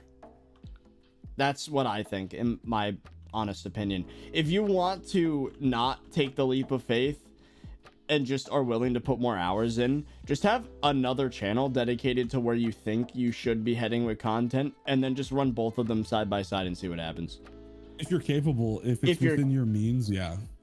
And I think we are, because like the biggest reason for our lack of productivity has been content drought and then demotivation. So like, if we suddenly had something to do, then like we could run both channels. I would, in my opinion, I would think actually quite easily, especially if one of them was working like really well. Like, and another great example, maybe not so much nowadays, but in the beginning, and all of you watch him all the time, is Technoblade. He's kind of bored sounding, he's ironic, kind of funny, and good at Sky Wars and Bed Wars. And Minecraft PvP in general nowadays. Yeah, PvP. That was it. That's all he needed to be, and look at where he's got. No one's gonna say Technoblade's content is bad, but by like a lot of like the big, this is what you got to do to succeed, his content wouldn't make sense making it, but he does. So don't, my advice to anyone that wants to make a YouTube channel and wants to do it is don't look at it as a future job. No, look at it as a total hobby. Make everything you want how you want it, how you'd watch it, and that's enough. And there's a million people just like you with the same interests and the same standard. Because look at Markiplier. Granted, yeah, he's like got 50 million subs or whatever, and he's like been on the platform for 10 years or whatever. That is fine and all, but still, his stream VODs trend at #1 gaming. Yep, #1, and that's not edited. That's literally a stream VOD. Because so, what standard are we looking at there? There isn't one. Do what you want to do, enjoy it, and that's all you need to do. Don't look at tactics. Don't look up YouTube videos that are telling you what you're doing is wrong, because what you're doing isn't wrong. Improve for yourself, make videos for you, and do that. And eventually, honestly, it'll probably work. It's just got to take time for people to find you that are like you, and that's it. Yeah, like I've been told so many times whenever like somebody asks, oh, what do you do? And I say YouTube, and they're like, oh, my cousin, kid, brother, whatever, always wanted to be a YouTuber. And I'm like, the grass is always greener, friend. Like you don't want to know. It gets bad sometimes. Don't get me wrong. This is like probably the preferable. I don't really know if there's much I would rather do other than YouTube, but it's not all sunshine and rainbows. It really isn't. No, it's not. Unless you're really lucky. Unless you're really, really lucky. But it comes with a ton of anxiety, stress, and imposters, and like you don't feel like you deserve anything you do get, and then when you don't get it, and then when you don't get what you were expecting, you're extremely disappointed and depressed. Like you never win. Like in both scenarios, you don't win. Yeah, that's the reality of being a YouTuber. As much as I hate to say it, it's like you can't have a victory psychologically. It's super inconsistent in terms of where we are, and a lot of people like us. Yeah, it kind of sucks like a good amount of the time, which is true. But for a lot of people, like it's also like really good, whether or not it's a hobby or a job. They had a great experience. So like honestly, if you look at YouTube and you want to do it, look at YouTube and do it just as a hobby. Do it as a hobby. Do it as a personal goal. If you want to get good at video editing and writing scripts, do it because that's what you want to do, not because you think it's going to make you money. Yeah, as soon as money gets involved, it saps the fun out of it. I mean, take programming, for example, with my college work. Like, I used to love programming. I would rather be developing a game than go to an amusement park some days, back when I was in, like, 2014, whatever year that was. Like, for me, I literally would prefer that. Sometimes I would rather make stuff than play games. And I didn't do it for the money. I did it because I was impressed with my own abilities. I felt accomplished. I was like, wow, this is really freaking cool. Then I went to school for programming. Freaking hated it. And that, it would cause massive burnout. I would sit at the computer, stare at the keyboard for 18 hours, wondering what the hell to do with my life. Like, as soon as you it's very difficult when money gets involved for the feelings to stay the same. It Just really keep grinding. freaking is. I hate that. I hate the grind set that people get with content creation online as well. People that are like, bro, it's just keep up the grind, dude. Stream for 20 hours a day, dude. You'll make it's like, no. The thing is, we did that for 2 years. We did. YouTube is not a grind game. It is, but it isn't. Like, it isn't. It will be a grind. It's just a matter of time, though, before you can't grind no more. It's a matter of what. It's again, it's an inconsistent definition. Like, grinding is not like grinding isn't doing it for hours every day, posting 3 times a day, and doing it for years on end. Sure is a grind and is grueling, but it's also not the same as other grinds. Like, honestly, you could like what we're doing now, even though in raw work hours is not the grind. What we go through mentally. Yeah, and the gymnastics that we're put through. And the gymnastics of seeing the 8 out of 10s every day and feeling like you're losing everything is a grind.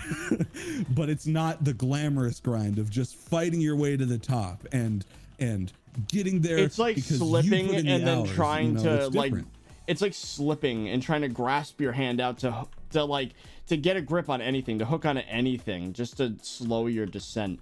But like inevitably you do fall a little bit each time.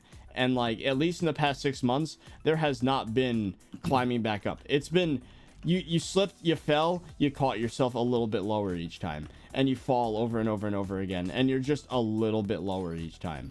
And that's what it's felt like the past 6 months. Because you just like it. Yeah. Right. It's not motivated by money or motivated by the fear of it not giving you your means anymore. Like, it can't pay your bills, because fear evaporates passion, which is why I think a lot of creative stuff, like industry wide, loses its drive, because it's becoming more about meeting a quota and fearing not meeting that quota than it does making something. YouTube by design nowadays is a lot catered towards you meeting a quota. It's catered towards you chasing numbers, not making things. And everyone hears the sweet talk of just make things. And I agree with that. I think you should do that, but it is not the recipe for monetary success, because YouTube is not broadcast yourself anymore. They retired that slogan years ago because that's not what it's about. It's not broadcast yourself, it's broadcast for everyone else. And that's what YouTube is. And in terms of numbers, and that's what it's become for us. We in 2019 and 2020 were so motivated by it's finally working and it's us and we're doing it, and you know, it's like a different feeling. But now it's the fear of loss and the fearing of not meeting a quota instead of, you know, it's a shallow industry. It's not as wholesome as creating things anymore, unless you approach it as a hobbyist, and then all of a sudden it explodes, and then you manage to keep making successful off of what you were doing, which is not impossible, but it's not reliable. You know what I mean? Like, this is stuff we think about every day. Like, every day. This is it. And I really do feel bad for the people that get sick of these, because at least in my brain, it does feel like we talk about this a lot. And like, we do. And you know, here's the thing. I don't talk about this stuff with my friends, right? Other than 30, obviously. I don't talk about, it's funny because you're hearing more insight about my personal living life than a lot of my closest friends do, because of the same reason. I feel terrible because since there isn't the relatability there, it feels like all we're doing is complaining, but we're really just saying how it is. Like, it just is what it is. We're talking, this is how we get through every day, and it's our entire lives. Like, it's not like we clock out and then have little moments of life. It's 24 hours a day, right? So this is it. This is our life. And this is our 24 a day. And that is, we're not complaining about it. We're just talking. You know what I mean? It's like, you know, you go to work and you talk about what you do for work. It's like, oh, you know, if people ask me what I do, I say I'm a video editor and that's it. And, you know, whenever friends ask like how it's been, I don't really answer because it'll devolve into this, and then it gets really awkward and quiet because they don't know how to respond, and then we just leave the call. that's how it is. So I mean, we're not complaining, we're just talking. I think eventually it's gonna work itself out. Well, it's not going to work itself out. We are going to work it out, but it's just a matter of when we actually decide to do it. And the talks will change. It'll become us talking about like good things, about how we finally done it, right? Like, yeah, it's not just because it's negative as to why we're talking about it. We're talking about it because it's what's going on, man. It is what it is. Thanks to you guys, I don't want to grow up anymore. Growing up is a decision, in my opinion. Like, at least mindset wise, growing up is a decision. Because okay, to put it in perspective, right? When I lost weight, right? I'm bringing it back there again. I got reminded of what it was like to have zero inhibitions as a child. Like, I never thought about the fact that I was running around, I was swimming in like a lake, you know, back in the day. No shirt on, was just running around being a kid, you know? Going on the behind the boat, you know. I had an uncle that had like this boat that would have a what's the tube dragging behind it on a rope, and you get to like ride the tube, and it was really cool. Like, I would just do that.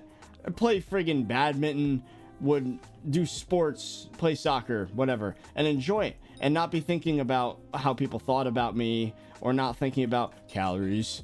I would just eat whatever the hell. I would just, you know, like that careless, just doing something in the moment, being in the moment, not thinking about the future or the past too much, just being there.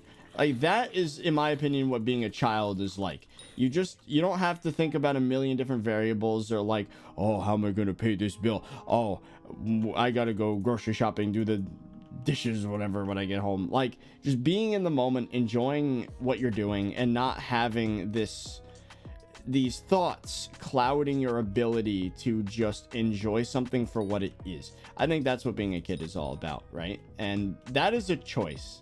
Sure, there's always going to be problems in your life, and I'm sure there's kids.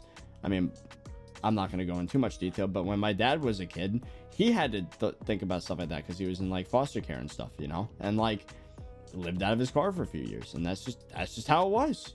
And like, you know, that's a choice.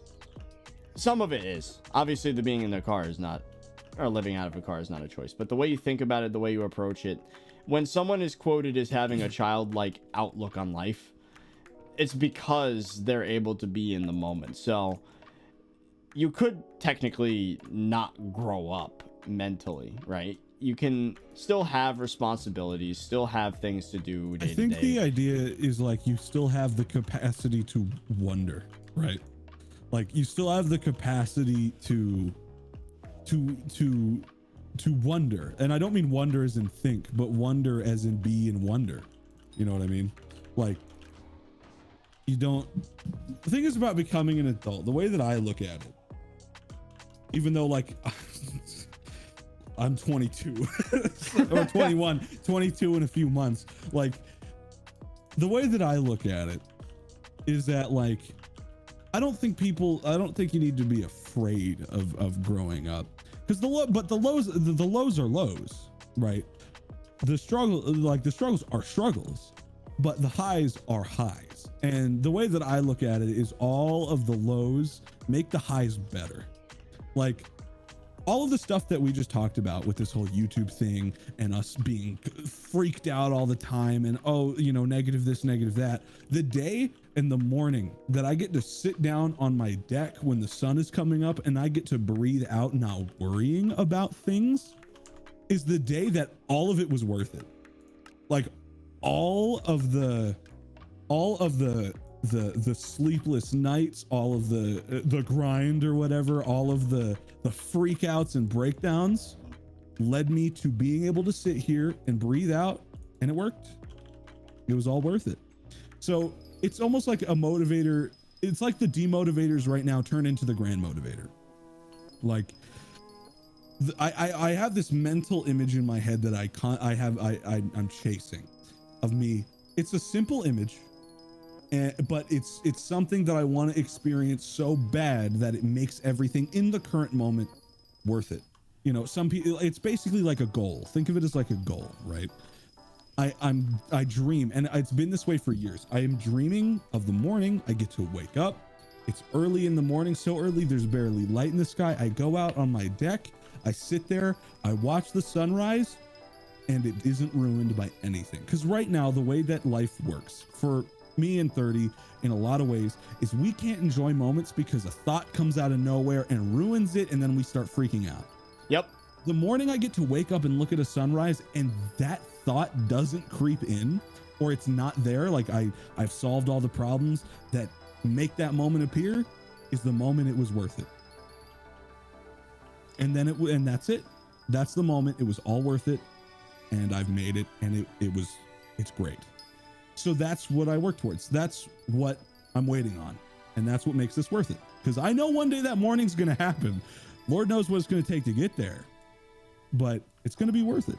And that moment is when it's all worth it, right? I think you in chat just had a moment because of the perfectly timed music from the stream. Like, it was the music really fit what you were saying in the moment. But God, that's funny. but anyways, chat, I think that, you know, the idea of growing up, you know, it is that feeling of being able to, I don't know, what Fezzy wants out of life is the same thing I want out of life, right?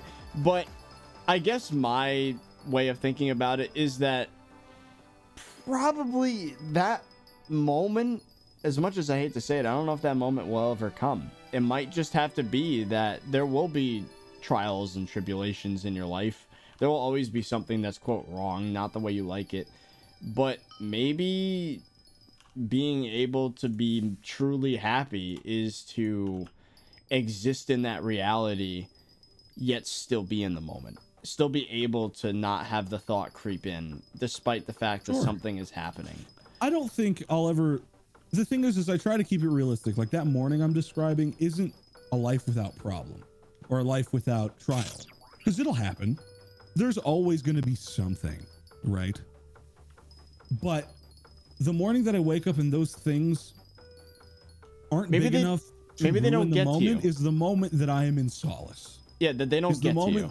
They don't get to me. It's like, oh man, you know, like I don't have anything to hyper focus on that's going to ruin the moment, which right now is things like insecurity, things like, you know, the channel dying, things like future career. The day that I sit down and those thoughts don't exist or are so non-existent, or I'm in a place where I realize that it's not true, I have proof in my life to realize that, nah, I'm good right now.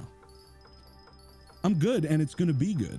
I don't got anything to worry about, really. Sure, I can worry about it if I try, but realistically, it's all good. That's the day that it's worth it, in my opinion. And I think that is a much more attainable goal than the ideal image of having nothing wrong in life.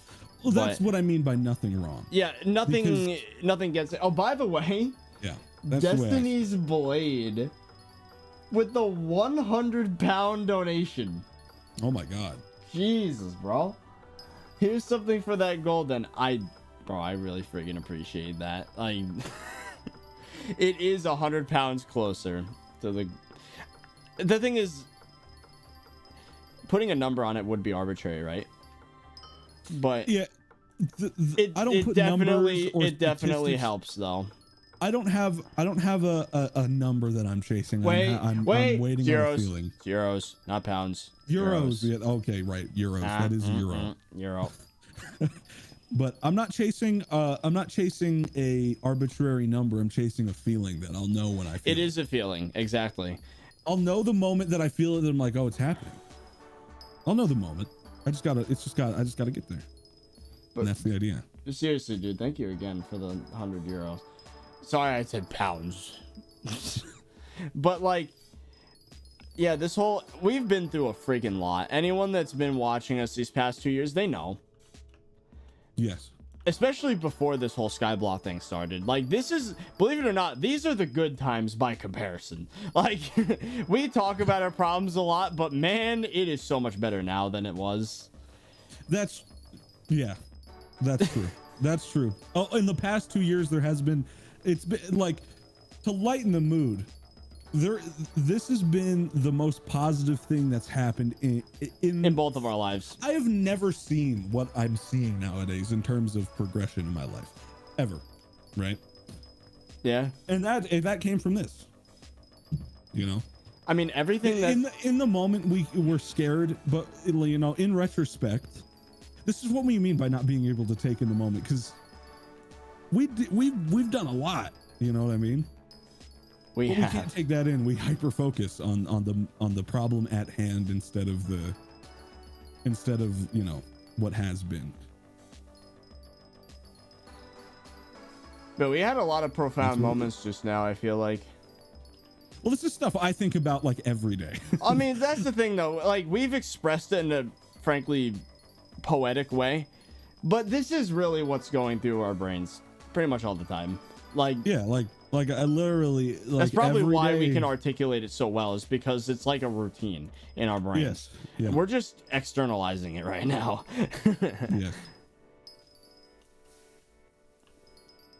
Oh, and by the way, Cosmic Squid, thank you for joining and for the $5 dono. Oh, it was back with that conversation about heaven and hell and stuff, and that's It's all jokes, chat. It is all jokes, and it's not. We're not really talking religion. It was just a funny thing. Yes. Half an hour. It's just a meme. Oh, and Matisse Prime, thank you for the €2. What's your opinion on Nestle? I don't know too much, but I have heard that there was a big controversy where I'm not going to get too far into it because, again, controversy. But what I've heard is that they basically they screwed up the formula with a baby formula or something. And a lot of kids died, and it was really not good in poor countries. I heard there was something that happened with Nestle. I didn't know. And I also heard that they sourced. That's crazy. I also heard that they source a lot of their water from a spring where they pay a couple $100 a year and then resell it for millions. I heard about that. Typical big business crappy practices stuff. I don't like them, but I don't really know enough to really say anything profound about them. But yeah, the whole baby formula thing is a massive issue that somehow never really. If you want to learn more about it, chat, I would look up The Company Man. It's a good YouTube channel that talked about Nestle. That's crazy. I didn't hear about any of that. Yeah. I heard about like the spring thing now that I think about it, but I didn't hear much. They also caused Flint, Michigan. Oh. Did they? Oh. No way. Okay.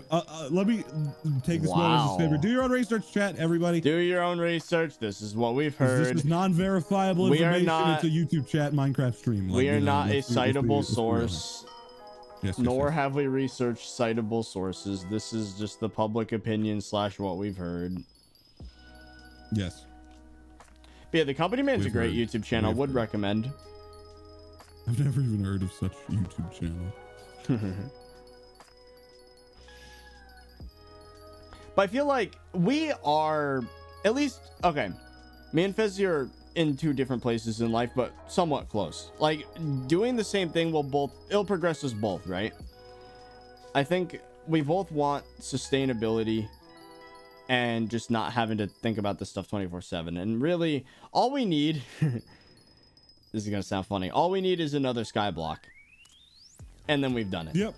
Because, you know, when Skyblock came by and basically saved us, we were ready for it and we did the best we could at the time. But if we knew what we know now, we just needed if it happened a second time, we'd be able to do it, because now we have the experience, we have the tools, we have the skill, we have the intuition. We got what it takes now. We just gotta have it again.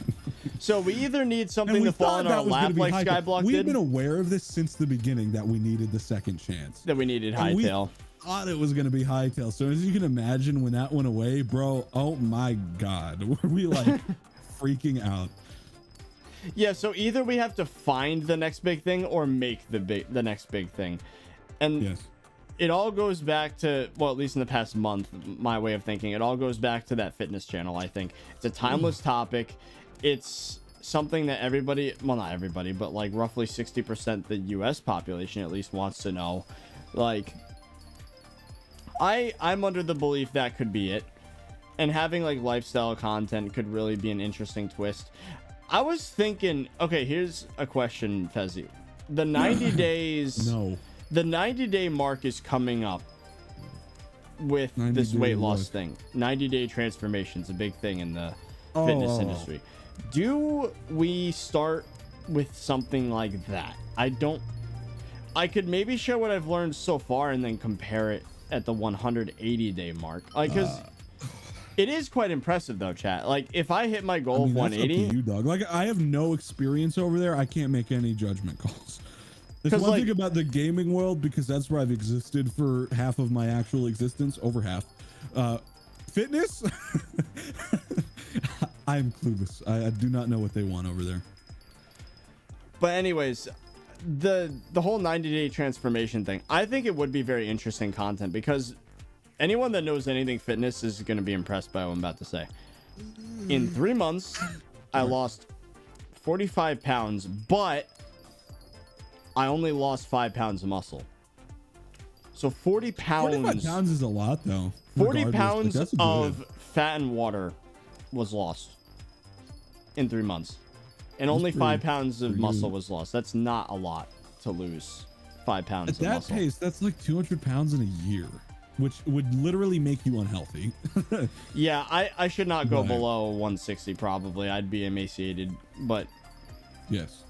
On your height, because it is different based on yeah based on 5'7" male, 24 years old. Yes.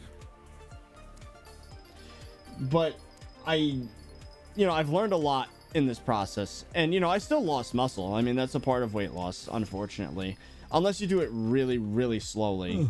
But in order to have not lost weight and still be at 180 pounds, I would be almost competition ready.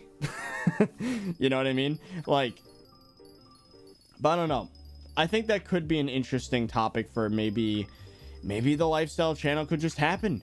Maybe I could just freaking do it, and then maybe, it's going to be another 3 months before the big one, the 180 days total. But maybe in the meantime, I make videos about maybe like the vlogs, the fan mails, all that could just be on that channel. And this would be the gaming channel, we could figure out a way to fill the upload schedule on a channel like that, because the whole point would be just real life stuff.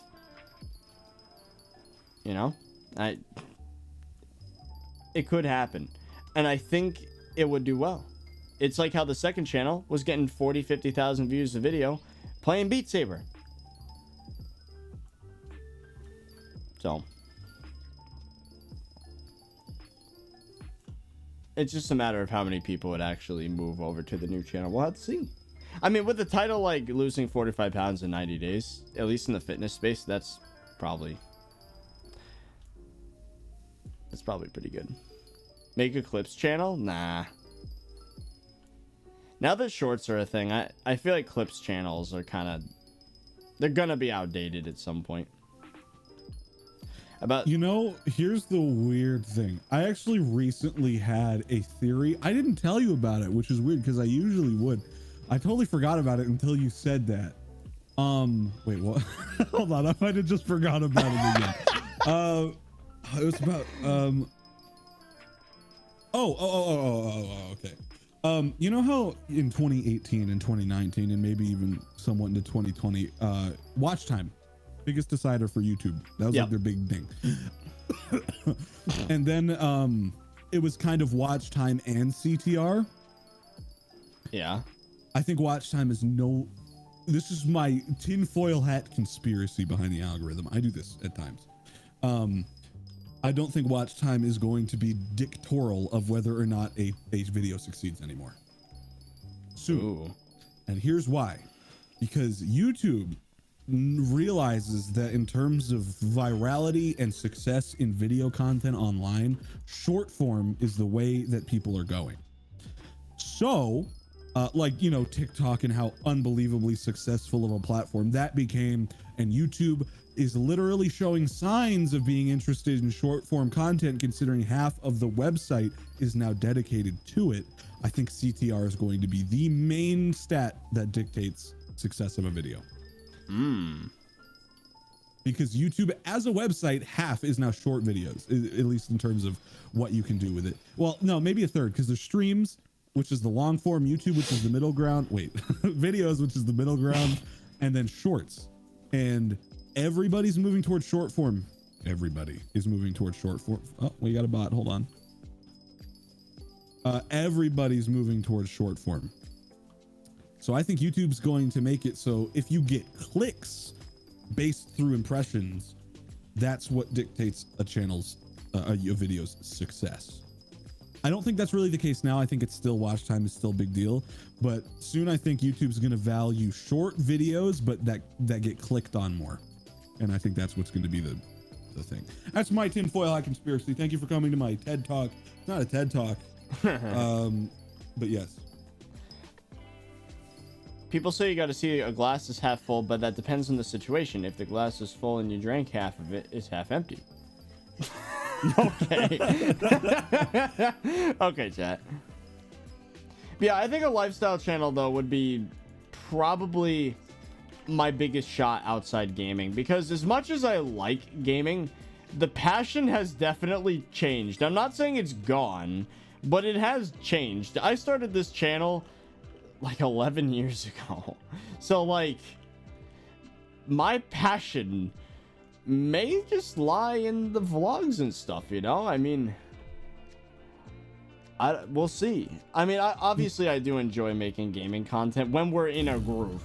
Like when we're in a system that works, you know, like I would say like 2019, second half of 2019, first half of 2020 was blissful. It was nice. Yes, it was crazy. I was waking up excited.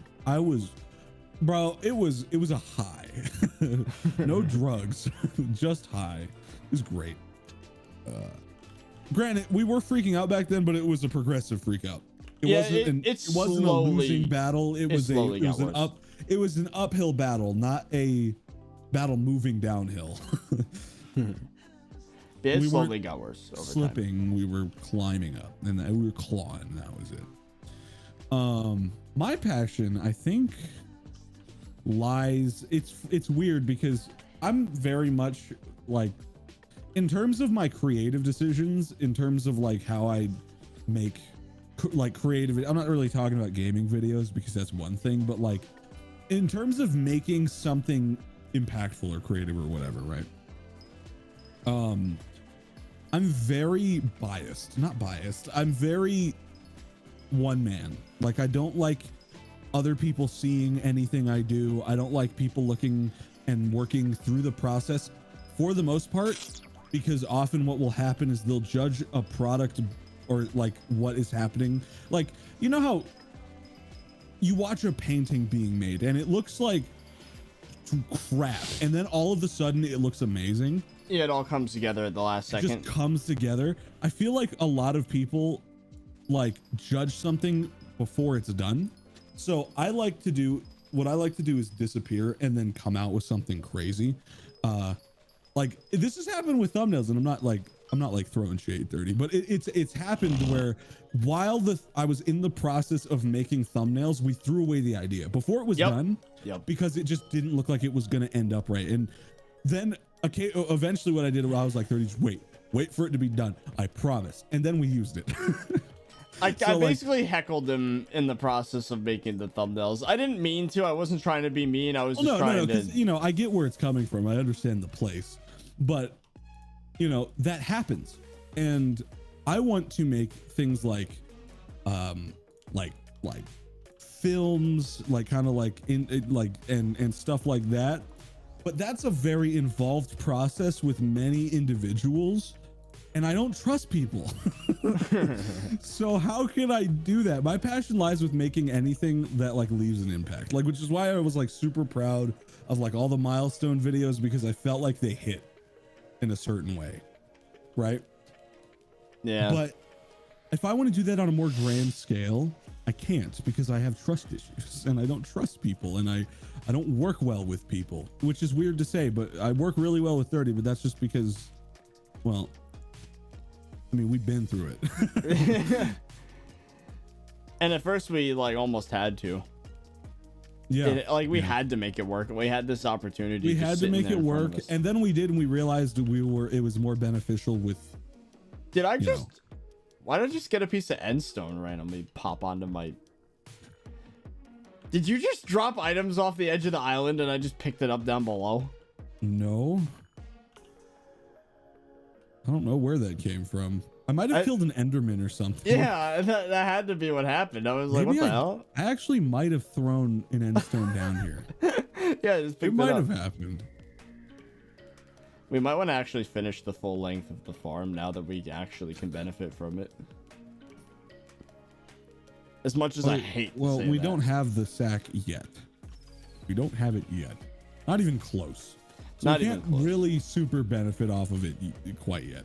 Well, we We're did just getting there. upgrade the Minion, so it might be slightly faster. Oh, Tommy Zombie 1025. Thank you for the $2. What is your daily workout routine? All right, so it's kind of evolved over time, but here's what it is currently. I wake up, drink my G Fuel. That's not an exaggeration. I drink G Fuel as a pre-workout for some reason. And then I bike for an hour. Well, usually, okay, I do a specific route.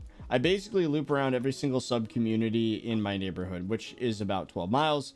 Takes about, if I'm really focusing on it and really going hard at the bike ride, 45 minutes. But if I'm just kind of, groggy, what have you, takes an hour. So 12 miles of biking. Then I get home, I prepare breakfast. I don't eat it yet. And then once I've caught my breath, basically, I do a 30 to 45 minute calisthenics workout. I used to call it HIIT, but I'm pretty sure it's not actually called HIIT because I discovered recently the HIIT is like 30 seconds of going really, really hard at some exercise and then resting for 2 minutes. And that's not what I do. I just go really, really hard for 45 minutes with barely any breaks. So I'm calling it calisthenics. It'll do 20 lunges, do 20 push-ups, and whatever the number is, I usually try to double it or go to failure, depending on whether or not it's the first or second or third superset of 6 or 7 exercises repeated 3 times. It's brutal. It's really brutal. And in between each superset, there's a plank. So I would plank for 2 minutes. Anyways, it sounds a lot more complicated than it actually is. It's just some app telling me what to do, and I just do more than what it says. Anyways, for example, yesterday I did 300 push-ups, 300 sit-ups of various types. So I did 100 reverse crunches. I did 100 abdominal crunches, and then 100 long arm crunches, and then I did 50 push-ups. That was just a bonus, and about a total of about 6 minutes of plank, and I think something like 100 lunges. The app only told me to do 60 of each thing, but I did 100 because I don't know, I just did. So after that, I still don't eat the breakfast that I made. I catch my breath again, takes 5 minutes, and then I go out and walk. And I just go. As of a week ago, I'm walking 20,000 steps. Roughly 8 to 10 miles. I just walk. It takes about 2 hours. And then once my cardiovascular system is not garbage, I run. I'm gonna run. I tried running 3 days ago. My feet got damaged. My heart was racing. Yeah, the blisters are freaking terrible. And I almost hurt my ankle. You gotta be careful with running. Running is an advanced, it sounds funny, but running is an advanced cardio thing. You have to already be fit in order to run efficiently and not injure yourself. At least, the amounts I was doing. I ran 3 miles. It's one thing to run for half a mile, but ideally I want to run the whole 20,000 steps someday. And then finally I get back, I eat the breakfast, which typically consists of, to start, I have vitamins, supplement. I have a glass of water that had been mixed with apple cider vinegar and psyllium husk. It's this gross combination that apparently fills up your belly, but also it reduces your appetite. It's a massive appetite suppressant drink. And then I usually have 250 grams of some vegetable, usually broccoli, and then whatever the breakfast is. Sometimes it's a sandwich because I'm lazy. Sometimes I make myself some anabolic ice cream. That's what I did this morning. And then the rest of the day, I make content or code or hang out with people or whatever the task for that day is. But in terms of exercise, it ends at about 1 p.m. So yeah, I don't even eat breakfast until basically noon at the earliest. At that point, it's just lunch. Yeah, pretty much. And then I, keep the calories under maintenance, which for me right now, a pretty massive calorie deficit is anywhere from a total of 2,000 to 2,200 calories consumed in a day. That's what I'm trying to keep it at. My maintenance, if I had to guess, is probably in the 2,800 range, and considering the ridiculous amount of exercise, I'm probably burning 3,500 calories a day at the least. So, I mean, I've been losing roughly 3 pounds a week for the past 3 months, so it makes sense actually why I've been losing weight so freaking fast. And the calisthenics, the whole idea behind that is just to make sure I don't lose as much muscle as you normally would, losing so much weight so fast. So there you go. That's a long-winded explanation of what I've been basically putting myself through for the past 3 months. It's built up to that point though. I wasn't walking for 2 hours a day for the whole 3 months. Like, it started out by me just getting to my 10,000 steps goal for each day, which is extremely easy actually, because if you do any sort of workout and then walk for like 10 minutes, you're gonna hit 10,000 steps. Anyways, I just thought of a weird thing. What? So you know how our scientific you don't read the note. Hold on. Okay, legit a pickle. Okay, thank you for the that name though. 30. Do you have a headache right? Wait. Do you ever have a headache right next to your eye? It's honestly the worst pain ever. And how does streaming or recording not dry out? As for the headache thing, I don't get headaches anymore, if I'm going to be 100% honest with you. Ever since I started... All the time. I have them now. Ever since I fixed my diet and started exercising, the headache stopped. It was like a switch was flipped. It took a week, and I just stopped getting headaches. Also, I'm actually making attempts at good sleep. Like, I take melatonin now, and like I'm getting at least 7.5 hours a night, and I haven't been that consistent with my sleep probably ever, so that's pretty sick.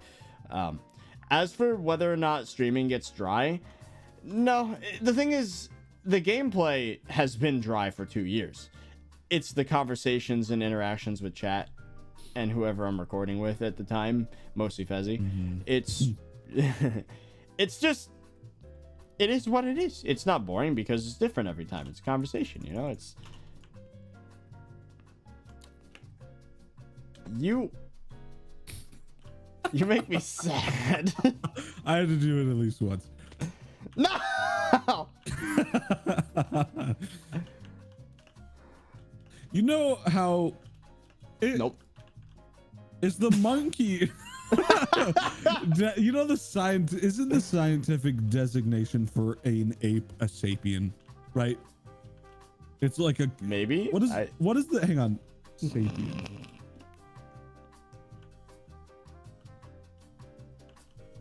Hold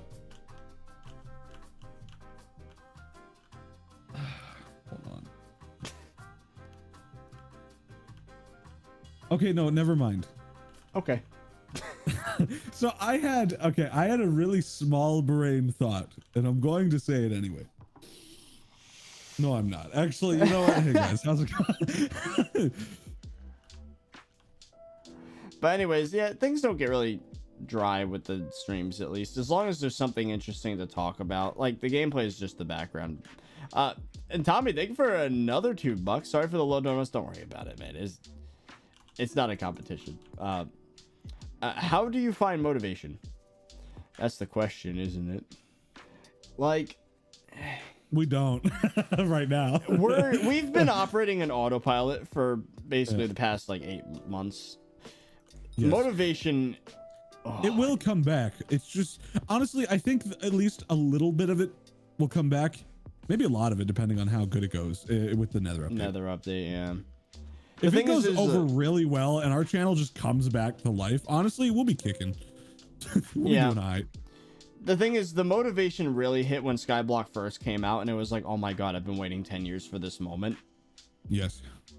That was really big. And, you know, it feels like we're making progress. I think the key to motivation is progression, right? It could be with anything. You know, that's why I love the weight loss thing. Unlike the algorithm, it's a predictable process. You consume less calories than you burn, you drop weight. And that's motivating. Sorry, I just wanted to finish my thought there. But like no, I was interrupting you. It's fine. That's where the motivation really comes from, is accomplishing something. And if you want my advice, you want to feel motivated, do something that is repeatable and is consistent and scientifically proven to work. And if you're obese like I was, then Greg Doucette on YouTube, another great YouTube channel. Watch all his dieting stuff. I didn't realize you were doing this row. And it would be a consistent, repeatable process. The way that I look at motivation, the way I look at, like, you know, the people that are like truly successful, that like make it super far in life. I'm not talking about exploiting your way to the top. I'm talking about people that genuinely just made it, right?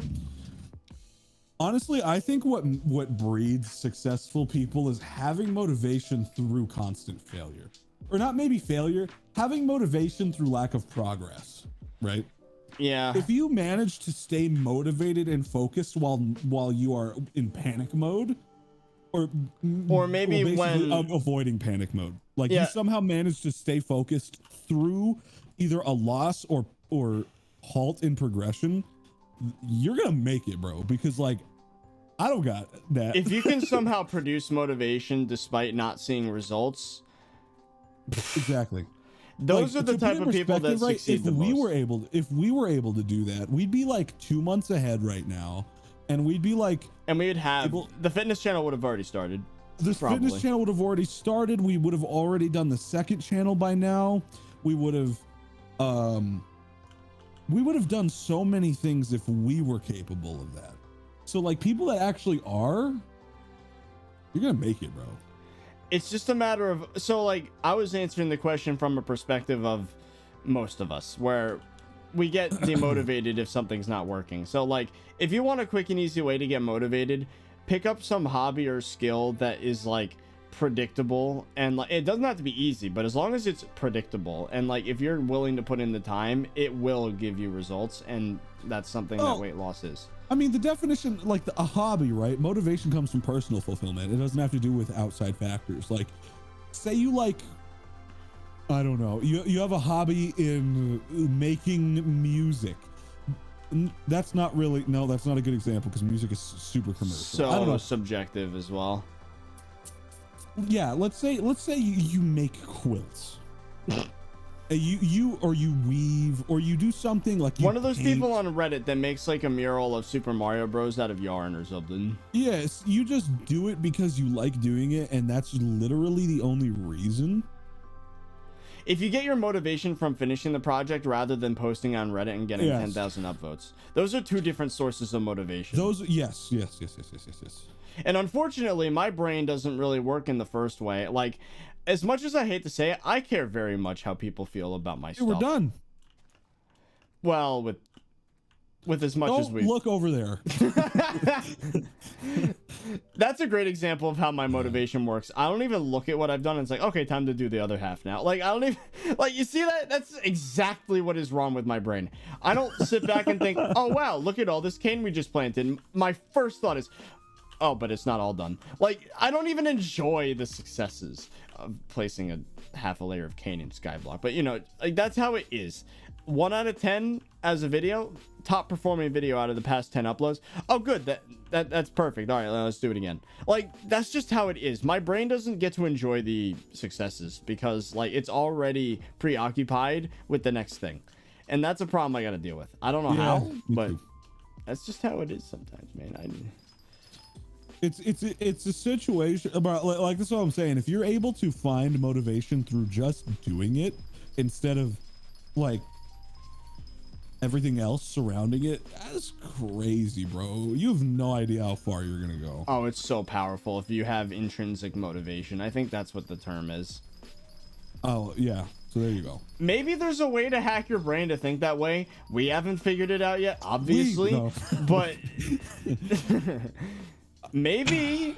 I mean, chat, you got any ideas? And YouTube gives confetti. Honestly, it's messed up. Yeah, like YouTube, it knows what it's freaking doing. It knows what it's doing, and it's kind of messed up. It's a Pavlovian response almost. It literally gives you a little dopamine hit. It gives you a confetti. Like sparkles. There's an animation and little firework animation. We're not kidding, by the way. For any of you that have never like done YouTube, YouTube gives you an animation on the post. On the app, fireworks and confetti on the app and the website.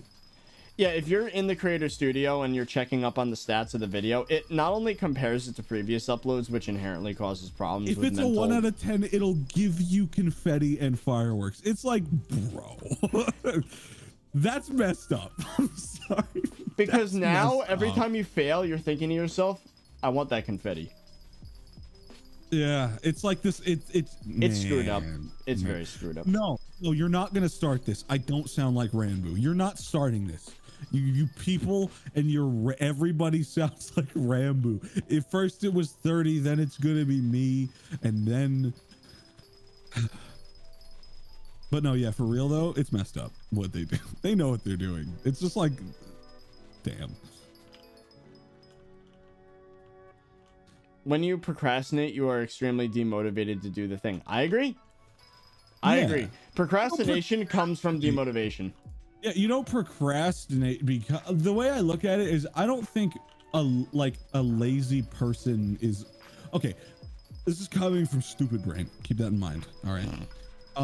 I don't really know if like a truly genuinely lazy person like is a thing. I think there are people that don't like that are really unfulfilled and unmotivated in what they're doing exists. And they don't put effort, like me. You have any idea how many times I was called lazy in school? Like, I felt lazy in college when I started scoring bad for the first time. Like, I was one of those quote. There was a time where there was a time in one where I thought I was a lazy person. But then look at what happened when passion came back. Look what happened when out of 10 years, it felt like I was about to make it. I worked myself harder than you can imagine through pain and being able, I don't know how looking back on it, I don't know how I did it. Like, I would micro sleep in my chair just so I can get an edit out in the morning every day. That's not lazy. That's just, I was not passionate. Oh, legit. Hey, Pickle, thank you for the $3 more. My life's complete. My favorite creator said my IGN. There you go. Now, that's not an excuse to be lazy. Like, there is a bad way to take that. But I don't know if like everybody is lazy. I think everyone has a passion. And if they have to do like everything but that, and they just want something else really bad, they just aren't motivated to do it. So they don't apply themselves. It's like school. I couldn't give two damns about what was going on in school because I knew what I wanted to do. And the second I got the opportunity to do it, bro, I worked myself to the bone. I don't know how I did it, but I did it. Yeah, like, I mean, if you look at things like RP Games Engine, for example, I coded a literal freaking game engine in sophomore year of high school because I felt like it. Like, you don't just do that. You don't just decide for fun. That's motivation. And, you know, back then, maybe I was intrinsically motivated, you know, because, like, the videos got, like, a couple thousand views at most each whenever I showed an update. I never sold a copy of the game. I didn't make a cent of profit off of that game, but for some reason, I was motivated to keep making it. That's passion. That's, like... It's passion. And how the hell do we get that back? I don't know, man. It's been tainted. It's been poisoned by progress and fear. Fear is the big one. I used to think I suffered from anxiety, like, you know, medically, but now I'm starting to realize it's not a medical thing. It's a situational thing. Like, yeah, I think I'm in kind of the, I don't think I'm an anxious person. I'm just a person that's suffering from anxiety because of the circumstances. And I think depression was the same way back when that was how I felt. Like, I'm convinced at this point that I am not an anxious person. I am just someone that happens to be in a situation that would make anybody extremely anxious. It's easy to be motivated if there's no downside to failure. In high school, you don't have to worry about failing. Yeah, but even then, though, I had no motivation to do anything in school. I had no motivation. Yeah, I applied myself enough to like pass, but I didn't do it the best of my abilities because I couldn't care less. Yeah, exactly. Which honestly, looking back, bad idea. I should have applied myself, because if I didn't get lucky and this didn't work, I would have nothing to show to colleges. Like, I would have nothing to be like, hey, accept me into your college, because they'd say like, bro, you got a C in math and a C in everything else, and you didn't even take the SATs. Like, what are you doing talking to me right now? So like, apply yourself in school, chat, if you're still there, or if you're anywhere educationally, because opportunities need to be there for when you leave. I can provide a little bit of motivation. If you are in middle school or the first 2 years of high school, hear me out. If you make it a goal to get in as many AP classes as possible, for each class, if you get AP credit and it gets applied if you go to college, that is $9,000 you are saving. Well, $3,000 per credit hour you are saving for each class you pass in high school. That's AP, advanced placement, that gives you college credit. So if you take if you're like a maniac and you get 5 AP classes done during high school, that is 15 credit hours, which is like $45,000 you don't have to spend in college. And if you manage to do that, then you're probably going to get a full ride anyway, because you're a freaking crazy person. So you'd basically get free college, especially if you do community college your first 2 years. Oh, by the way, do not go to a private school for all 4 years of your undergrad. Please just go to, especially if you're in New York, go to a SUNY school. It's free for the first 2 years, I think. But state schools, even if it wasn't free, it's cheap as hell compared to a private school. But anyways, yeah, use that as your motivation. Save money so that you're not in tens of thousands of dollars in debt by the time you graduate. Like, Jesus, that is a terrible thing that we have to go through as a society, is student loans. You don't want to be that guy. Trust me, you really don't. So there you go. Use that as your motivation to be good in high school. Is get as much AP credit before going to college as possible. Your future self will thank you, and you will probably not only have a good job, but you also won't have this weight of literally like $50,000 in debt weighing over your head. I had $20,000 in debt and nothing to show for it because I never graduated. If the YouTube thing never happened, where the hell do you think I would be? Well, I would assume you would have finished. I don't know. I was extremely depressed at the time. The reason, well, I don't know if I would have made it. Looking back, the big reason you left is because this worked out. Well, yeah, but you remember my mental state before. No, I remember. I don't know if I would have made it. It was really bad back then. I don't blame you. I got 2 free years of college in my high school program, and I'm estimated to graduate college with a bachelor's degree and $2,000 debt. Damn. That's incredible. Anything less than $10,000 in debt for an undergrad degree, in my opinion, is incredible. That is like, you're allowed to take student loans. Like, don't get me wrong, but like, you know, the more you save, the less it's going to be, because you can't even, bankruptcy doesn't even get rid of those things. They are with you until you either pay them off or die. I'm not exaggerating. And then when you die, they'll put it on someone else. Because doesn't debt get passed on? I don't know about student loan debt. Okay, I think the way that works is if, let's say you're passing down a home as part of your estate. If the home has equity and a loan, I think what happens is you have to sell the house or refinance it. and change the name on the again. Stupid brain. Stupid brain. Well, I don't blame you. You don't do this stuff, but I'm a nerd and I watched everything finance. So I think the way it would work in real estate is, let's say you have a grandpa, he dies, passed down his house to you, and that house he had 100,000 in equity, and the loan was another 100,000. You'd refinance, put your name on it, and then you'd have the 100,000 loan, but you'd also own the house. So what you could then do is you could try selling the house and then just pay off the debt and then pocket the other 100 grand, or you could keep the house and pay off the rest. In the UK, student loans are wiped after you're 40 years old. I don't know if that's true, but if that is, it just goes to show. Would you really want that hanging over your head for so long? The fact that it goes away, it doesn't go away here. Not in the US unless you're extremely lucky. The fact that it doesn't go away, man. Here's the thing though, like the UK, like y'all got like y'all don't your taxes like go to actual things like healthcare? Like healthcare and infrastructure around here, our taxes probably get just pocketed. Like honestly, no, it gets spent on like tanks and. Well, oh yeah, I think like most of it goes to military. Actually, that's not true. I saw a video. I think most of it goes to social programs like social security. Well, yeah, that's what we're told. But either that or it goes to administration that doesn't know how to pay for it or use it, and then we just all lose. and that's it, bro. Oh, I just cracked like. So like, you know, that's the thing about a lot of like a lot of places is like, you know, your taxes go to like what taxes go to.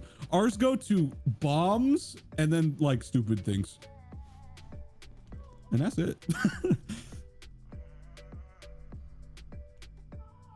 Taxes also pay for teachers and things like that. Well, it's supposed to pay for everything. Okay, the education budget I know is like a single-digit %. It's very so small. Bad. It's very so small. It's like sad. There's ooh, that cane farm looks there's pretty more great money that goes to teaching someone how to be a soldier than teaching them how to be a member of society. And it's not even like a small percentage more. It's like 10 times more at least. I know. And the manufacturing of such, it's crazy. But anyways, I crafted a ton of uniques just now, and we need 10 more for the minion slot because I got us Kane Minion tier 6. So that's a thing. Yes. So how are we going to get the rest? We won't. We give up. Yeah, this is it. We tried. Yeah, taxes do give me tears, chat. But anyways, this taxes. I'm not looking forward to this time next month.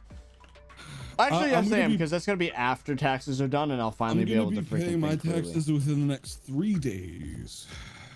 Oh, you're doing it early. I'm going to stretch it as far as possible because I got not enough money at the moment to do it. Well, I mean, remember, if you have to, you can file for an extension. Apparently, they're pretty substantial. I'm gonna have to ask my accountant about that. Yes, definitely ask a professional. Yes. As is with everything, chat. Do your research. Don't listen to a couple of Minecraft YouTubers. Yes. With everything that we talk about. Yeah, I'd like to think that I am more educated than most on finances, but I am not an expert. I didn't get a degree in this stuff. I just did it because I went on a binge of watching so many YouTube videos, and now I just know a lot of things, but not enough things. You know, it's kind of crazy though that like 100 years ago, like that process wasn't a thing. It's crazy how much education YouTube and stuff like that brings. Yeah. Like you could get a degree's worth of knowledge probably. Which is, you know, you get the good and bad. But yeah, misinformation. It's crazy how accessible information is. Like it's really hard to comprehend.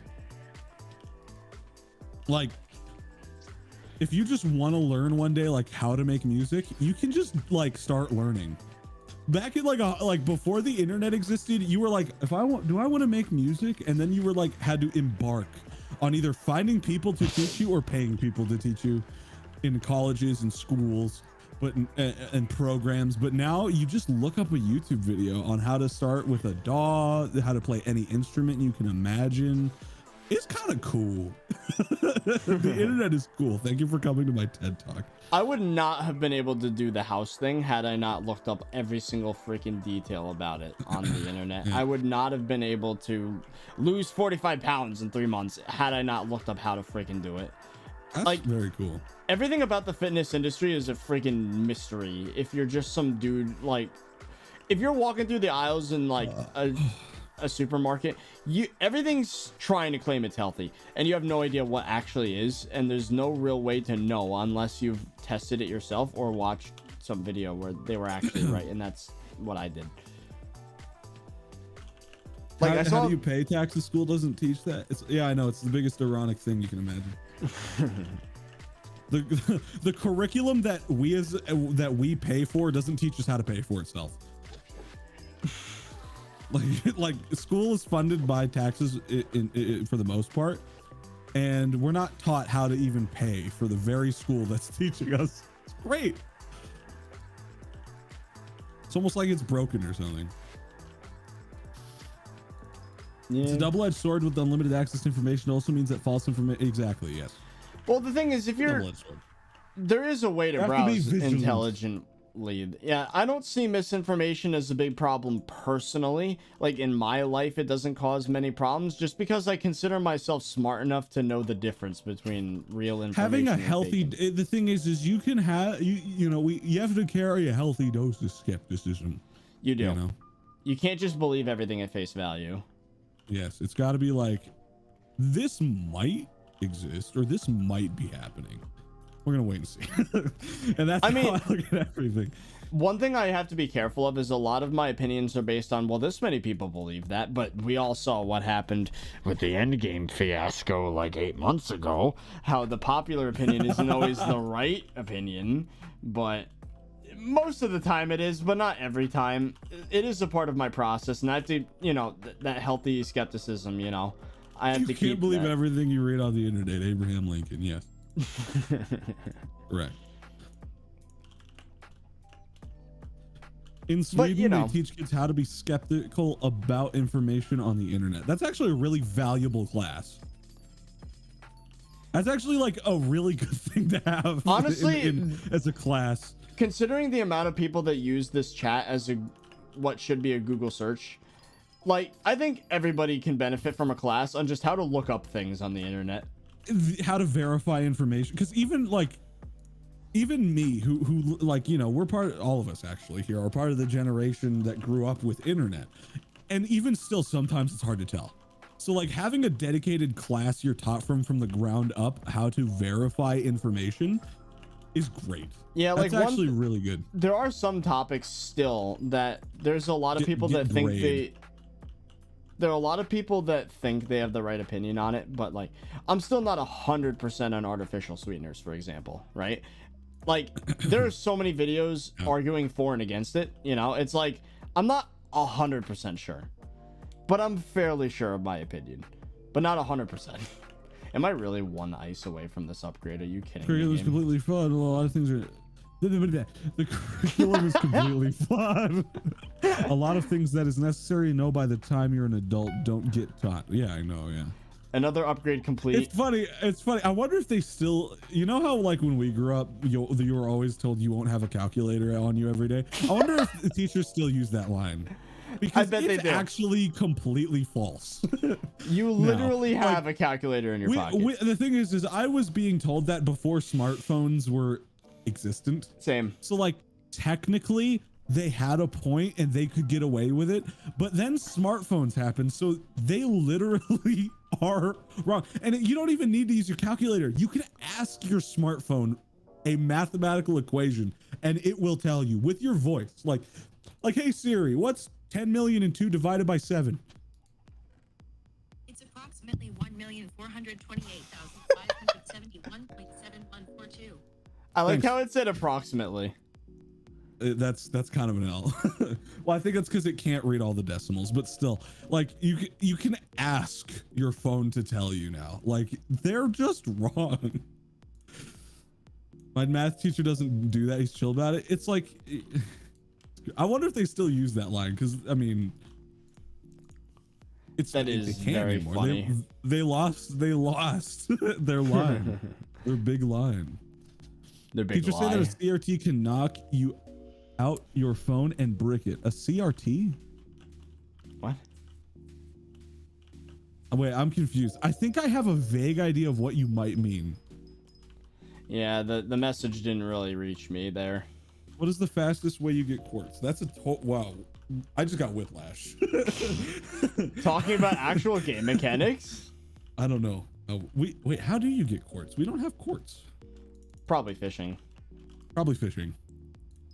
Somehow. My math teacher loves calculators, so yeah, they're great. Calculators are awesome. Oh, legit. Hey, Pickle, thank you for another $2. Say go back to your... I don't feel comfortable with where that's going. It's technically not a statement that's weird, but it sounds weird. No, I know what a CRT stands for. I just didn't know what he was contextualizing. That's not the right word. What he meant. At some point, though, maths become more about remembering certain formulas / problem solving than knowing actual Okay, maths. I have beef. That's a great statement. I have beef.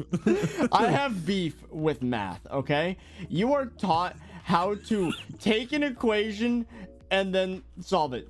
But here's the thing, right?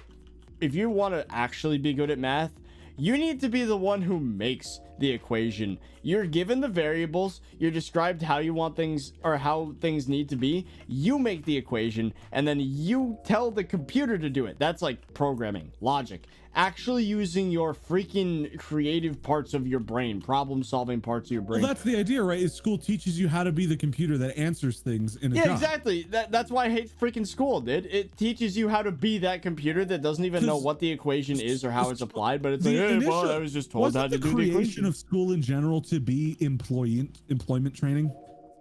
It's literally made to make you an employee. You're taught to be the computer that does the equation. You are the guy that comes up with the equation. School teaches you how to basically be that computer that doesn't ask questions and is just they do what they're told. That's what school You're is. handed a slip of paper and you do what it says. That's what it tells you. And us creatives hate that so much. We hate everything about that.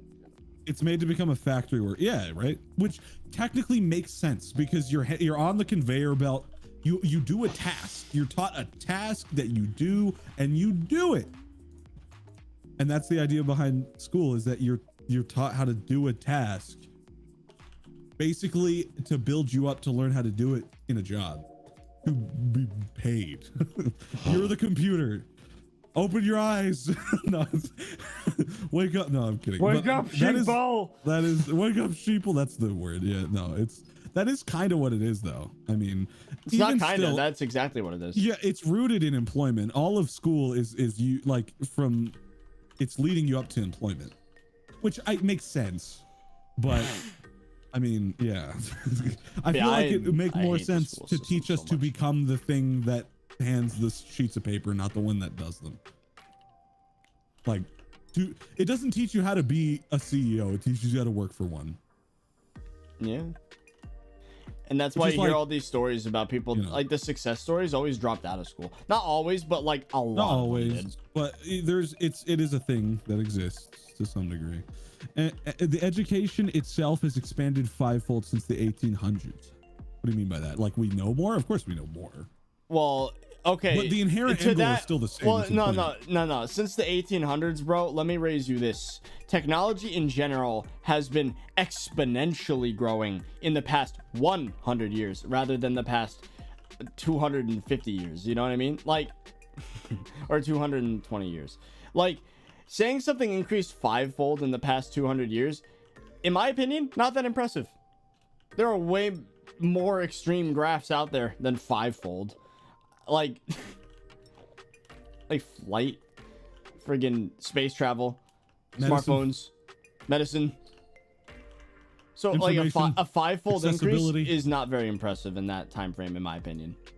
Yeah, school has some catching up to do, and some like it really needs just to the catch storage capacity of devices has increased fivefold in the past like 3-4 years. Yes, like you know, it's funny. Like when I was growing up in school, where else would I grow up? When I was growing up in school, I like what there's. It's crazy how far we've come. I have 14 terabytes of space on my computer, right? Because I'm a video editor, I got a lot of footage. It makes sense for me. I know that sounds ridiculous, but when I was in school and I had the first thing I was taught in this computer class was this one-day exercise. This is what snowballed into my career today, by the way. Our teacher taught us how to make a lightning bolt in Photoshop, and like at some point during that class for that one day, the just kind of a talk with the class about kind of computer technology at all came up, and she held up a 1 terabyte hard drive and was like, yes, class, we have a 1 terabyte hard drive at this school. And I was like, bro, that's crazy. That's 1,000 gigabytes. You gotta remember, at this point, like an iPod would come out with like 8 gigs on it, and that was a lot. Like Xboxes, if you had 4 gigs on that, you wouldn't have to worry about storage for like months at a time. Time to sound like a real boomer. I used to play on the PS2 and we had 8 megabyte, which is a megabyte is 1/1000th of a gigabyte, and we had 8 of those to store save files back in the day. And yes, like PS2 I mean, games. and people can say that about floppy disks and stuff. Like they held up she held up a terabyte hard drive, not an SSD. Like SSDs in terms of like mass acceptance wasn't even a thing. Like a 1 terabyte hard drive. Oh, yes, I know it's 1024 gigs, leave me alone. But she held it up and the class was just in awe. And nowadays, if you don't have it, 1 terabyte isn't enough nowadays. It's not even close to enough. Like Call of Duty will fill up half of that by itself. Like school has catching up to do. School is catching up to do, bro. Is the crystal regrowing the wood? Is that what I'm witnessing right now? Let me show. Yeah, it's weird. I don't know what that crystal is. Because watch this. I'm gonna come over there. I'm gonna watch this. I'm gonna remember this pattern in the grass, in the leaves. I'm gonna break these two. Come back in 10 minutes. They'll be back. Oh, interesting. So I don't know what that crystal does. Okay, so I guess I don't need to replace the saplings because the trees are just gonna come back. I think so. It's a crystal is a thing I will never understand. I only have 512 gigs. It's probably an SSD though, which is still like a revolution 10 years In my ago. opinion, I think schools should be completely like from the ground up redone. It's just, I agree. I've said this so many times, like it should honestly just be one class at a time and be for several weeks, and then like you have your full focus on the subject, and then you're done and you switch to something else. That's the weird thing. It's like education smartens up halfway through. Like you have cores, but you go to college for one thing, to learn one major. So like, why is normal school cramming you with so much information to overload you basically? But when you grow up well, I mean, it makes sense, I guess, but like you major one thing, right? And I guess when you're a kid, you don't know. And even college students like sometimes don't know what they want to do, but it's weird that like, it's got, I don't know, man. It needs to just happen. Okay, you're not gonna like this, but I need a minion, so I'm gonna grow this tree right here. Never mind, I don't have bone meal. You have a tree right there. Where? I'm gonna throw you off of this map. It needs to be dark oak. I'm trying to make a dark oak minion. I was like, I thought those were chunk saplings. I was like, I need to grow this right here. And then you're like, what tree? Like, what are you talking about? Do we have any bones? I need some. I need like just a few. Like 3 weeks left of uni, and I still don't know what I'm going to do. Yeah, that is a as far as I know, that is system. a common thing. It's a failure of the system. The idea has some flaws too. It's scientifically proven that mixing up subjects makes you learn all of them faster. It makes you forget them all faster too. That's the thing, is there's a caveat though. It's like you can't ingest the information and actually grasp it. I'm gonna admit something here, chat. I'm dumb, so keep that in mind. But I'm a 21-year-old and I still don't know how to long divide. You want to know why? Our teacher told us how to do it for 15 minutes and it never came up again. I was in 5 years of Spanish classes. Don't remember anything about it. Nothing. Like, I don't know how to long divide as a 21-year-old man. I barely remember how to carry numbers because they taught us how to do it for a day, dropped it, and expected me to know how to do it. And then I would fail the test. So like, that was it. That was how it was.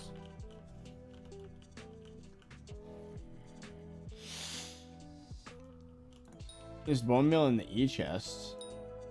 Is there? Am I just blind? Oh. I'm studying mathematics and I still can't remember long division. Yeah. Well, I remember long division, but I haven't used it in like a decade. I honestly probably right now, if you tried to tell me like to do a math equation where I have to carry anything, I probably wouldn't do it because I don't remember. I haven't applied those skills in so long that I don't remember. And when I was taught them, they were taught so quickly that I don't even remember them.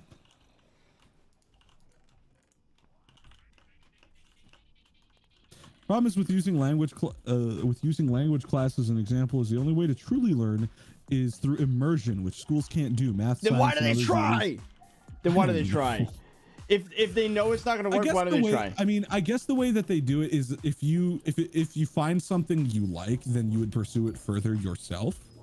But I feel like that should be, in that case, that's the purpose. It shouldn't be to learn the language. It should be to introduce you to the idea, and if you really like it, to pursue it further. You know? I don't know. The school system's a failure, in my opinion. It's a complete failure. The most I ever learned about any topic was when the teacher in my programming class in BOCES literally just let me do what I want. That's when I learned the most. He was just like, you know what? It seems like you're having a fun time making your game. Just let me know how you're doing, what you're doing. Do whatever you want. Just don't be lazy in class. And I was like, all right, I'll do it. Almost made a whole freaking game. Like, by myself. No direction from the professor, whatever. I just did it. And that's the most I ever learned about programming, was the trials that came from doing that. All the, like, different processes, like how to make a camera follow the player, how to load terrain in an efficient way that doesn't lag out the freaking computer, how to, you know, save and load files, how to wrap text. Like, I just figured most of this stuff out without tutorials. I just kind of did it. Like, sometimes I had to Google something, but I would otherwise just intuitively be like, okay, well, to wrap text, you have to basically measure how long in pixels the characters are, and then once it goes beyond the limit, then just push the next characters to the next line and just repeat that, loop it. And like, I've learned more in that class than I learned in 3 years of computer science college. I actually don't know what got me into video editing. Like, I guess the first bug I got with doing things like on a computer creatively was that Photoshop class, but I don't remember explicitly was like, this is why I'm doing video editing. I guess it was because I saw YouTubers and I was like, oh my God, I want to do that. And you have to open. Maybe it came up out of necessity at one point. Yeah, that's what I mean. Like YouTubers were making videos, right? And I didn't know how they were doing. I want you to know something, chat. Keep in mind, I was like 7 or 8 when I did this. So I didn't understand how audio worked. I had no idea how it worked. So, and I saw people making animation and I didn't know what an editing software was. So I had no idea how they were putting sound in video. So what I would do was I'd open my mic, I would draw 2 images and just talk into the computer, hoping something captured the sound. And that's what I did. And I was like, it didn't work. Why didn't it work? And then figuring out why it didn't work, I guess, is where I got into video editing. But Like, I didn't understand how anything worked, but I wanted to make it really bad, so I just kind of had to figure it out.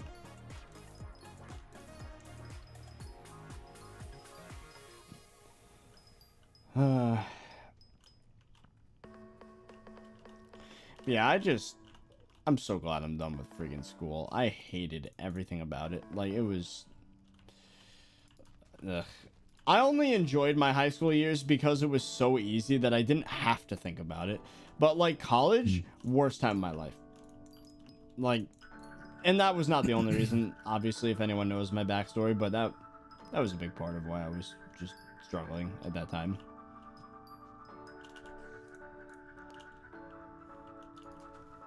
I still need to learn how to put audio on animations. Isn't it just animating either to audio or animating and then recording audio that benefits to it? It's all editing software, I think. I don't freaking know.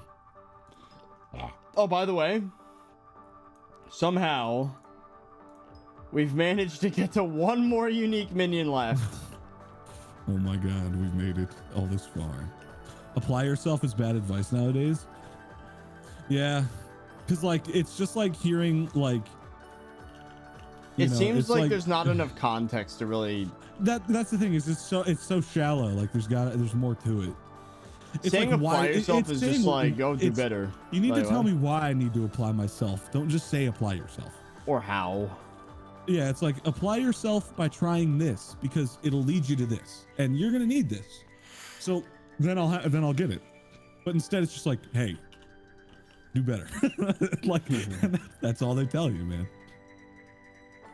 I had some teachers that were really good though. Like there were some that I'll never forget that actually explained things and were like, look dog, you're not gonna get a job. Like if you don't do this and you're gonna need one of those. And I was like, okay, I see. I did like my favorite teachers were the ones that let me kind of have some control though. Like yeah, exactly. That's how it has to be. My art, it's always art stuff for some reason with me. Like it was the art teacher that decided that he was just going to say like, okay, this is a subject, make something. Or like this is clay, make something out of clay. I'll teach you how to make structural integrity with clay, make something out of it. Or like with my video editing teacher, which this was really great too. By this time, the bug had already bit me. I had already been doing video editing for a long time, so I was doing well anyway. But they would just be like, this is your shot list. You have to have camera angles that do this. Make something. Figure it out. And I did. And everyone in that class, as far as the people I talked to, had fun because it wasn't an assignment where it was like everything is in control. It's just you had to meet this. You had to meet these requirements and anything else is good to go. It's like, make sure there's a close up somewhere, make sure there's a dolly shot, utilize a tripod at some point, and that's all you got to do. Well, on another note, I think we did it. I think all this time I crafted enough uniques. Yes. I'm about to in a second. What? School just freaked out. Like went so fast. You lagged. I didn't hear what you said. Nice. Oh, maybe that's... And there you go. We have unlocked the 19th minion slot. Oh hell yeah, bruh. What are we putting down?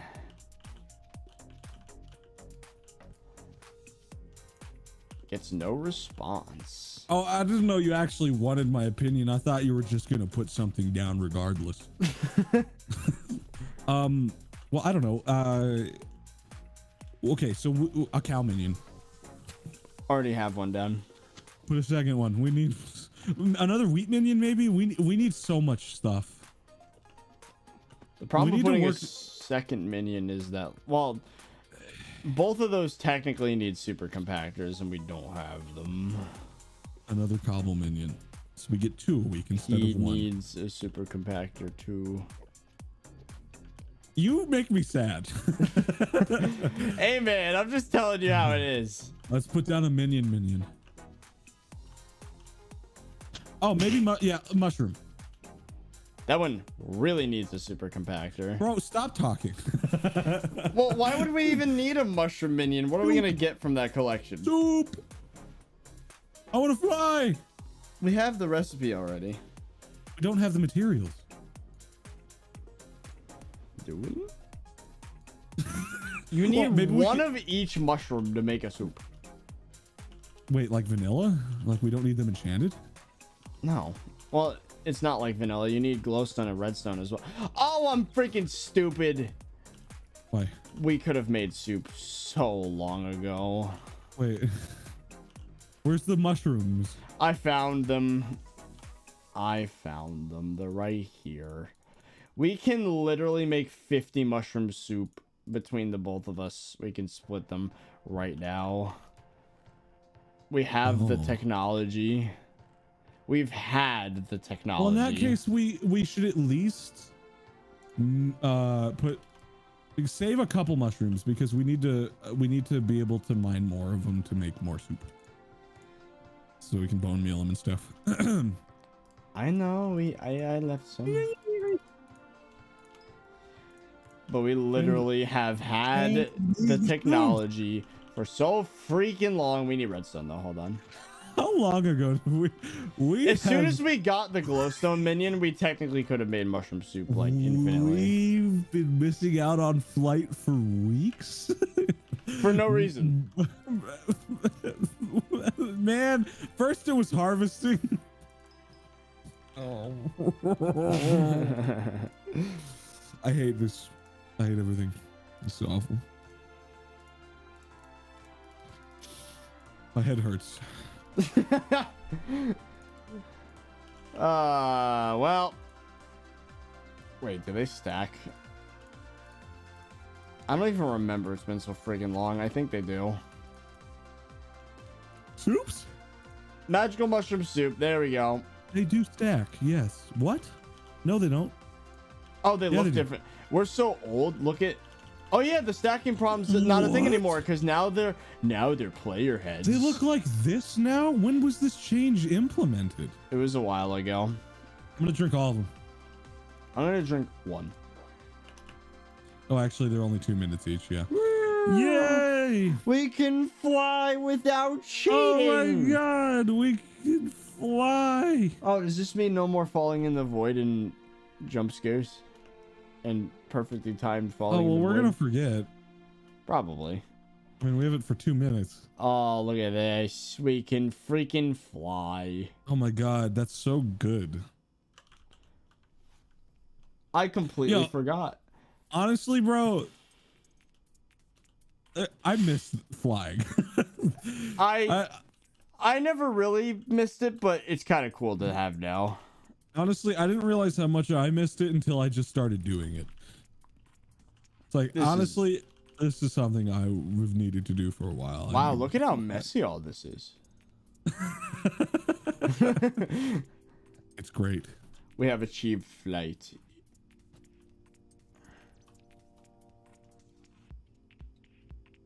Magical soup. We can get to the other end of our island. We don't have to. This is great. This is fantastic. Oh, you don't take fall damage with mushrooms. Yep. It's creative mode flight. I feel like you used to take fall damage. No. Not with the... I don't know where I was going with that. Nice. Wow, stream's 3 hours as well. You know what? I'm gonna dunk them all down my face. Give me a second. I have 48 minutes of flight. Let's go. You're totally not going to spend those 48 minutes doing something that has nothing to do with flying and then just run out of them. Hey, I can just make more. They're really cheap. This is true. I thought it was enchanted, which was much more of a problem. My soup ran out. No, my soups.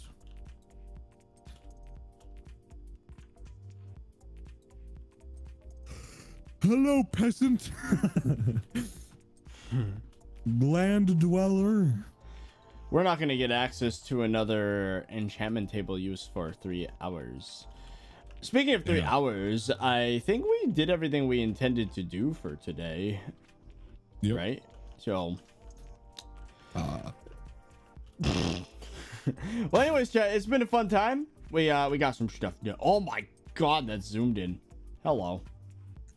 That is my face taking up the whole screen. But I hope you guys enjoyed the stream. This was kind of it was pretty good, actually. We got a decent amount done. Getting that minion slot was actually fairly difficult, but we managed. Now, how many more do we need to do that again? Another 25 uniques. Honestly, still possible. Could probably do the same thing again if we wanted for some reason. But we really desperately need the stupid teleport pads so that we can just, you know, AFK while holding down the mouse button. Don't get me banned. The super compactors. That would be nice. Foot pedal. Foot pedal. The thing is, I don't even sit at my desk that long anymore per day because of the workouts and going out and stuff. But I'll lucky try. bastard. But anyways, chat, I hope you all enjoyed it, and thank you again for the friggin', I'm gonna be transparent with you, $240 in donations today. What the hell? Yeah, you guys are freaking amazing. That more than doubled what we made today total YouTube probably. So thank you for that. That's incredible. But anyways, I guess that's it. When are we streaming again? Probably in a few days, I'd imagine. Considering. Yeah, I mean, if we give it a few days, then it'll make it easy. Well, it depends on your sleep. I could do it around the scheduler. It'll be fine. We'll figure it out. Speaking of sleep, you're just How about Tuesday? We give it 3 days. Okay. Wait, Tuesday. 3 days. I might be paying my taxes. I'll keep you updated. Okay. Well, anyways, chat. Bye.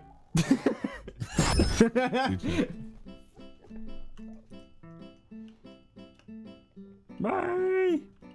I never grinded for the super compactor off camera because I didn't have time yesterday, but maybe I'll do it today. We'll see. I want to go on a Walmart run to get that fat-free cheese. That sounds really weird out of context. They're practically protein squares. The sliced fat-free cheese, it's only like 30 calories a slice. It's very good if you're trying to diet like I am. Don't make fun of me, chat. You know what? No, you can make fun of me. Fat-free cheese. I'll defend it. Bye. Cheese.